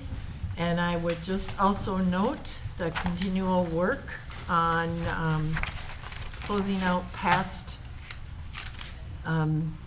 surety issues that we have, that we do have one here that was issued in 1999. Wow. For us. Yes, good for us, good for staff. 27 years. Yep. Just closing it out, so they're, Which one was that? to University of Northwestern. It was in, $1,500? $1,500, yeah. I'll second your motion. Any discussion? Hearing none, all in It just astonishes me, Mr. President, 27 years to close out a permit. I Yeah. just, wow. Well, you know how those things just kind of, and Northwestern wasn't asking for their money, so. No, I mean, it's, And pleased to get it probably right about now, so. wow. Yeah. Well, I'm happy we're doing it, don't get me Yeah, wrong, but yeah. I'm saying that, and I'm happy the staff is being diligent at this. Yes. But to me, that's just terrible that government does that. This has gone on this way. I mean, and I've been here, this is my 20th year. It should have been closed out a long time ago. Is there some particular reason that the inspection wasn't done, or what's? President, yeah, President Bradley, Manager Waller, I appreciate that. You see the importance of good government and our management of the sureties that we hold. I note your statement of that the district is diligent, and most of that diligence lies on the active sites, those that you've just permitted one today, and that we have the capacity in our staff to go out and inspect and do our riggers, and then say, it's done, they finished, and actively manage those. Patrick is working hard with the district team to, great, keep doing that. Let's not drop the ball on what's on our plate in front of us. There's a lot of stuff in the closet that we should go back and do. And so as that staff has the time, they pull those out. I'll even be stronger than that. Not as they have the time, but in the course of their work. Hey, this one is by another site you're visiting, go check that out. Let's go through the rigors and clean that up. I appreciate that the landowner hasn't come and asked for those money, but that's not an excuse. We need to be on top of it and do it. So this is totally, let's not create the sins of the past. We just had the discussion about ARJD1, look at what ignoring the issue or just being, shall I say, complacent has brought us to a position of challenges in front of us. We want to be active and on top of our job every day, not just when it becomes a monumental task for us to achieve. Mr. President, just for a little more clarification for me, have we implemented, has the staff, Patrick, because I've had this discussion with you a few weeks ago, so I'm happy to see you found another one, okay? But to me, there has to be some kind of a notice put in the computers to tell you that flag this issue, no action's been taken, or are you creating this, or is this just within the mental capacity of the humans? And so maybe we need to have a little reminder in there. And the reason I say that is a long time ago, an old close friend of mine who was a locomotive engineer, they put in computers to finish our payroll. And he worked a very high-paying job. And he was just frustrated at the end of the day. He didn't finish the payroll, but it generated a new payday the next day, and he never finished until after 100 days. Now, if you think about that on a 5-week job, that's like 20 weeks have gone by. He hasn't completed one. And it rings a little bell down in the treasurer's office of the Burlington Northern Santa Fe, down at Burlington Northern that time, down in Texas, going ding, ding, ding, as to what's going on here. So, of course, the treasurers, they're concerned about fraud. That's what they're worried about. It's just, he hadn't done that. And fortunately, that came off, because that would have gone on for another 6 months with him. And nothing changed in his life. He's a single guy, he had plenty of money saved up over the time. He just didn't, And so I'm asking, like that bell that rang in the treasurer's office, do we have those bells and whistles that are going to warn us of here? And if not, let's proceed at working on it. Yeah. President Bradley, Manager Waller, ahead of whatever Patrick may add, I'll just note, that of the district management and our engagement with our younger staff, much of our effort is about institutional knowledge. We've put forth a heroic effort to take care of our files, our paper files, to have them laser fiched and organized in a way that what is within our files is readily available and searchable, et cetera. MS Forefront was the software that we worked with Houston Engineering and specialize it specific to, well, a number of different issues now, but regulatory being a very important one. That condensed or took any number of individual staff people who had their own spreadsheet, and then when they left, it was like, there wasn't this institutional understanding of where things were at. And kudos to Patrick here. I know that he does. MS Forefront allows him to pull reports and observe frequency of site visits and that sort of thing, by which he can then, hey, why aren't we doing this one? And it may be, investigating this one may be legit. They're shut down for the season or what have you. But otherwise, make sure that attention takes place. So, very important point that you make. And, when I leave, or Teresa, or any one of us, this institution has to be able to stand on its own. Teresa's not leaving, that's against the rules. I'll have to dig up that policy, but I didn't mean to take away from Patrick sharing his good work. Yeah, I just first comment to be clear, I don't like them either. I don't like that they're there. I'm very happy that, yes, we're closing a 1999 permit today. Well, it's already been closed, but returning that money. Yes, we want to get them all closed. We want to get people their money back. It's, it's a priority issue. Like Nick said, it is something we're actively working on in addition to those, currently, open permits that are within their permit term. Yes, MS Forefront has been very helpful for that in cataloging these and keeping track of them at any point. It's like 2 clicks of a button. I can see all open permits that have surety. That includes ones that are issued yesterday and includes, before we took this action, that 1999 one. So there's a lot of helpful tools, I think, in place through MS Forefront. We've got regular meetings amongst our inspection staff to talk about efforts that have been made on certain ones, or if we're running into questions. I don't remember when that was. A couple weeks ago, we met with John and Mitchell to talk about our procedures that we've had in place with board resolutions and such. And they're older. Are they still valid? Do we need to update anything? Trying to make it as smooth as possible for when we're looking at it. Yes, this is the path forward. This is how we return the surety. Making sure that it all works smoothly. So, yeah. And Mr. Chair, from the treasurer's point of view, as well as our financial management, having those outstanding permit surety numbers out there is not a good thing.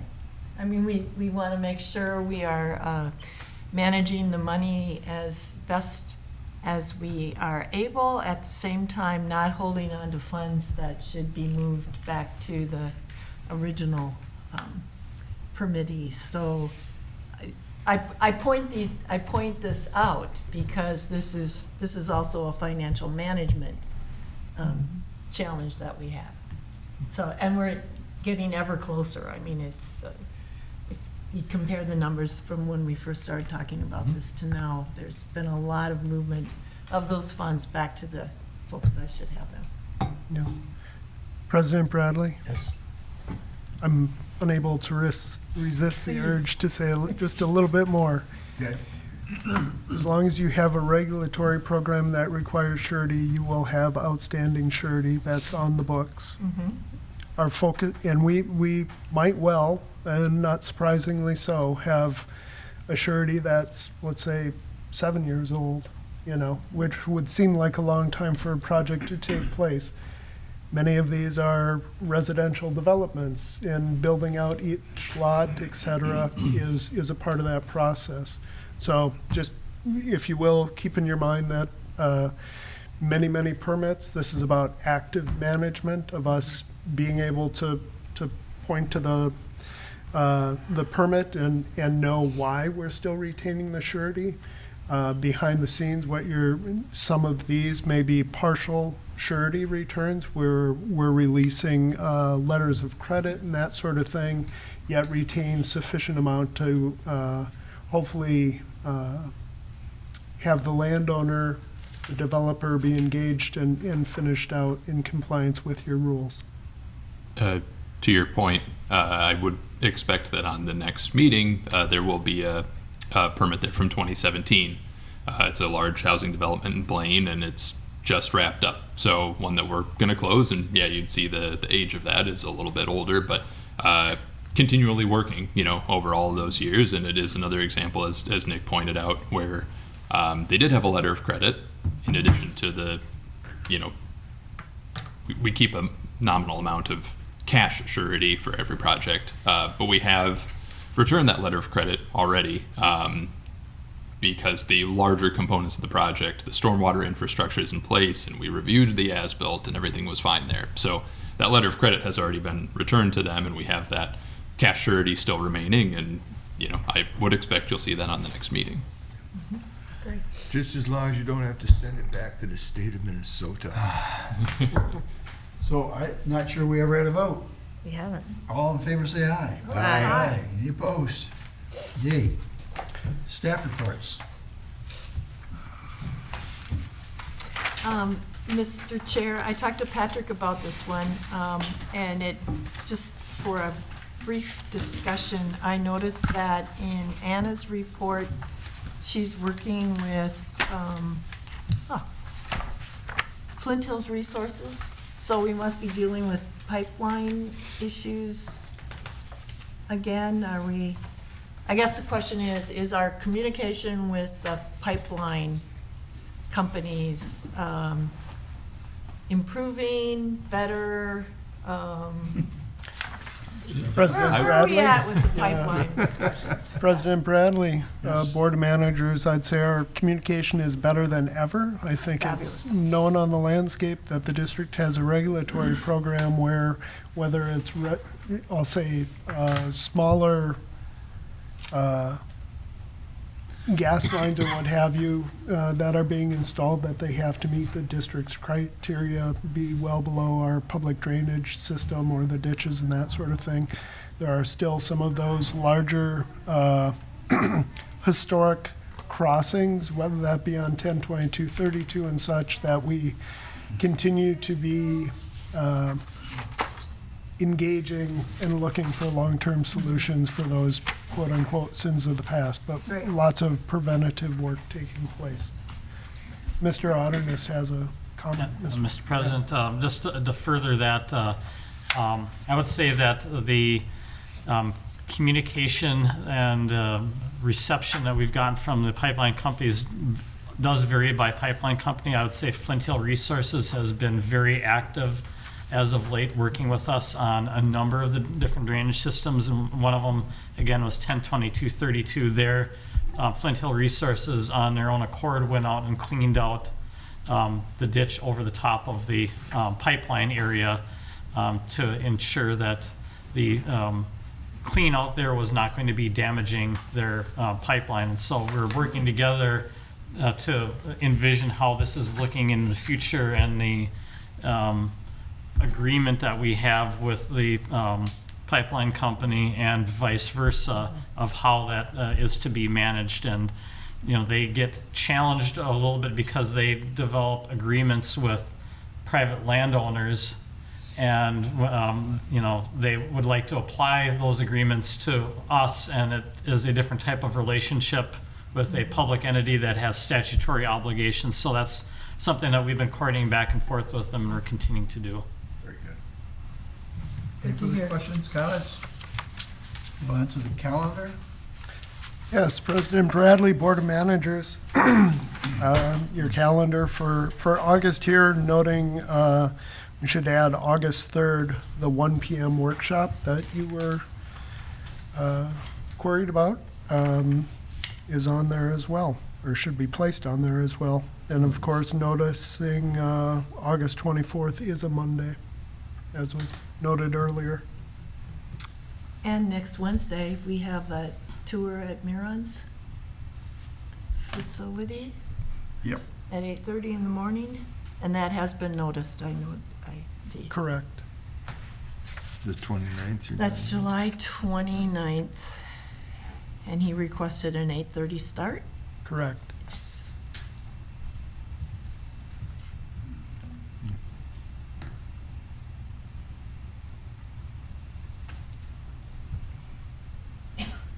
And then the information meeting on Wednesday, the 12th, at 6 o'clock.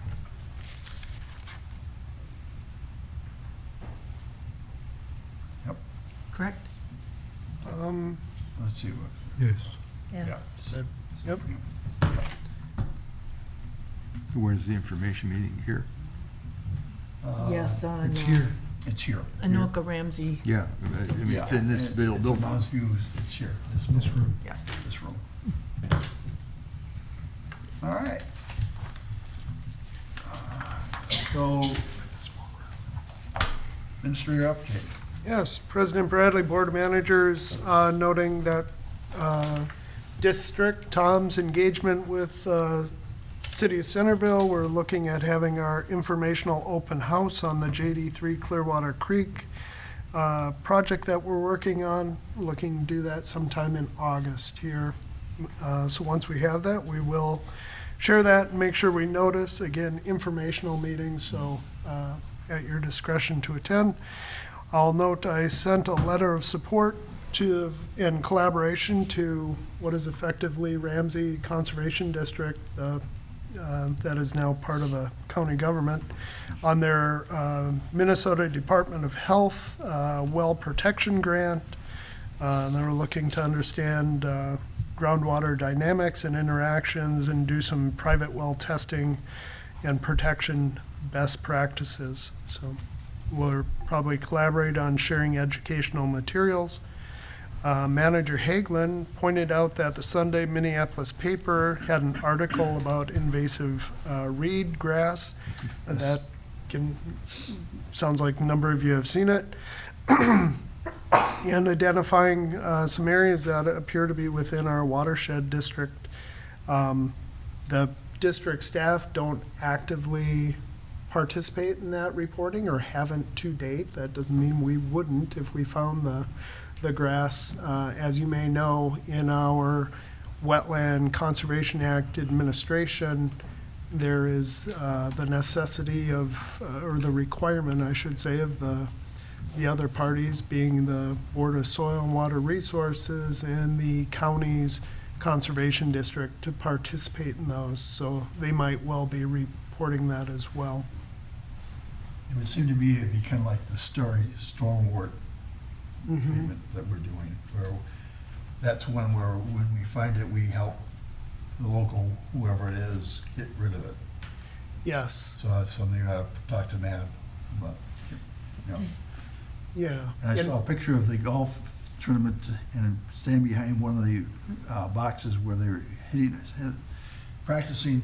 I saw a whole bunch of those weeds. They're very easy to pick out because they have a much different top than a reed. Yeah, normal. seed head, yes.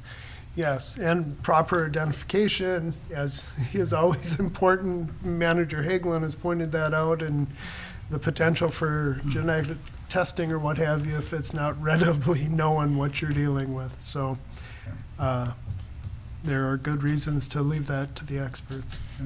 Also, the Shoreview Press wanted to talk to someone, I think, about that.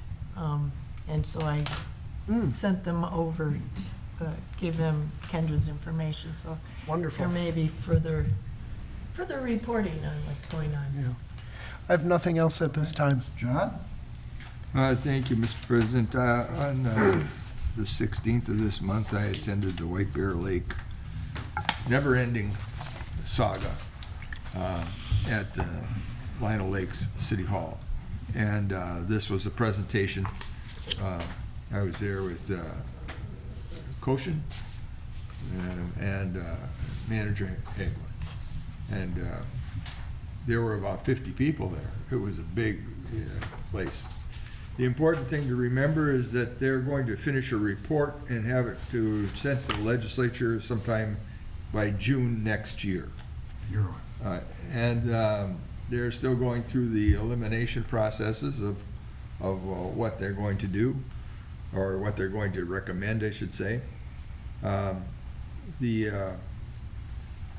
The astronomical amounts of money that were thrown out, and it was always referred to as, this is the conservative estimate. $800 million plus to me, just, I didn't understand how that was conservative, but I'm, probably confused and impaired on my language definitions. We had the Department of Natural Resources lead on this has been Mr. Jason, forgive me, I can't remember his last name now. He's been there for years. He was at some of the very first meetings I ever went to this with White Bear City Hall back in 12 and 14 in that area. And he's been promoted to be a head of fisheries and wildlife, which he explained as his dream job, and so he is escaping the finalization of this. I also note that he was the lead at the legislature this year that got the laws changed so that the DNR permitting program wasn't responsible for this. Only the person who, or entity that draws the permit, if they let the lake goes down because they took the water out, which was legal under the permit, they're responsible regardless of what goes on. To finish this quickly, the concentration of that talk that day was to build 2 new pipes, 50-some inches in diameter, a new intake at the Mississippi River, bring them across the same right-of-way they have until Lake Charlie, or Charlie Lake, or whatever they call it, to begin. That's the entrance for the St. Paul Water Authority. Several lakes, then it goes to Mud, and eventually gets to Vadnais. And then on the east side of Vadnais, they would build a new water treatment plant, and that water could be directly piped to White Bear Lake on the surface, and White Bear interjected into the ground. So they're still covering a lot of different options that are available to them. They had it kind of eliminated down from to only about 9 cities now that they were talking about, and that was White Bear Township, Lionel Lakes, I believe Centerville's in there too, because Centerville's entirely inside of Lionel Lakes. Hugo, Matamidi, Lake Elmo, and Woodbury. And so, anyways, that's it looks like to me that we're rebuilding the entire, or more than doubling the size of the current system for the St. Paul Water Authority, and eventually we'd all have the opportunity, if you're on municipal water, to pay for this. Sure. And they didn't have an explanation as to why we couldn't take it from the St. Croix when I asked, other than he referred to me, the Met Council fellow referred me to the study back in 12 when they, or 14, whenever they did that. But his explanation was that they don't control the water in the St. Croix. Some of that comes from Wisconsin, and therefore he implied that we couldn't trust the Wisconsin people. I guess I can understand that experience, because Des Moines says that about Minnesota and the Des Moines River. They say that their water gets poisoned with by the Minnesotans, and it comes down to Des Moines, and they have to take out all the nitrogen and phosphorus out of it, and then of course once they take it out for their drinking water, they dump it back in the Des Moines River for it to go downstream. But anyways, that's it's Janet can tell you what the Oh, no, you told the story well. Anything else, John? No, sir, I have Okay. nothing. Manager Wynant? Mr. Chair, I noted in the staff reports that Ramsey County has a new director for their conservation district, and I'd just like to recognize that the past director, Ann Whitefeather, Yeah. yes. White Eagle. White Eagle, that's, White Eagle, that's yeah, why I'm not yeah. finding it. White Eagle has passed away, yes. So, Oh, my. I think she did a fabulous job in the transition, and I believe working with us. So that's sad news. That's sad news to hear. And that also, there were over 350 swimmers in Turtle Lake this weekend for the Turtle Man Triathlon. Oh, that water had to be hot. I was one of them.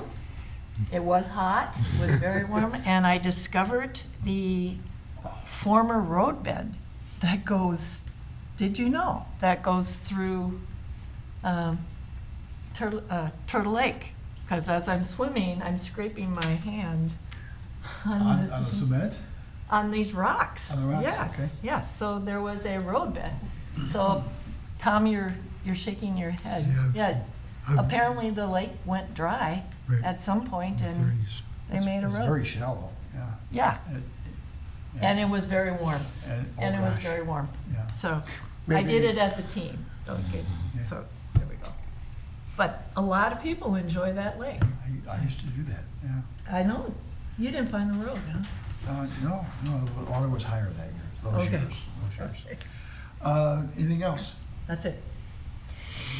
So I just have one thing to report. In addition to the Met Council meeting that Manager Waller has done such a good job of summarizing, because that was a long meeting with a lot of dialogue. So thank you for doing that. I was on the Metro Watershed Zoom call last night, as Oh, was good. as was Nick.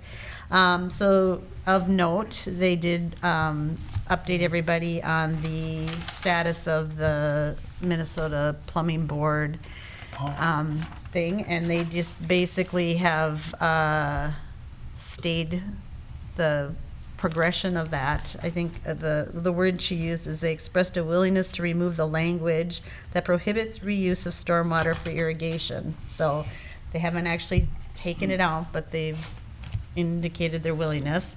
Sounds like there will be a fair number of meetings in the future to continue dialogue on this, and one of the points that Anna made when she reported on this was that even with the removal of the language, there are other concerning languages in Chapter 15 and other additions that have been talked about, so she counseled due diligence in monitoring what's going on and continued dialogue and showing up for these meetings. They did a little review of the proposed resolutions, and we've seen those before, so there's nothing really new there. And, the only other thing I thought was an interesting tidbit was Jackie Anderson brought up the fact that the mayor of Forest Lake has expressed his intent to join the Comfort Lake Forest Lake Watershed District. And her question was, can he do that? And they posed that question to the League of Minnesota Cities, who said that they wouldn't encourage that, and the question if it's appropriate. She was reaching out to see if any other watershed district had encountered this, and if so, to provide her feedback, because I think they're a little bit stumped about what to do about this, especially in light of the fact that he's made it very public that he thinks that there's way too much money being spent in Watershed District and doesn't really believe in what they do. So, that's my report. Well, we have a similar situation where Sure. elected leaders, right, so they said there's, This was the mayor, so I don't know if that puts it in a different category, but you're right. I think it's probably, I don't know. yeah. So anyway, stay tuned if you have comments on that. It's playing out at Comfort Lake Forest Lake. Thank you for joining that Yeah. meeting. Yes. I think some of us realize Someone's like, kind of like fell asleep. oh, it's Tuesday and Yeah. I'm in the garden Not and that they had you down whoops. soon, I was also otherwise employed. Anything else? Nope. Okay, I will not be able to be at the Muron showing. I would like to have been, but I'm going to be on vacation, so, All right. in Duluth. So. Hopefully it won't be smoky up there. Oh, gosh. It's all right. So anyway, I have nothing else. Adjourned? Move to adjourn. This is Janet. Favor?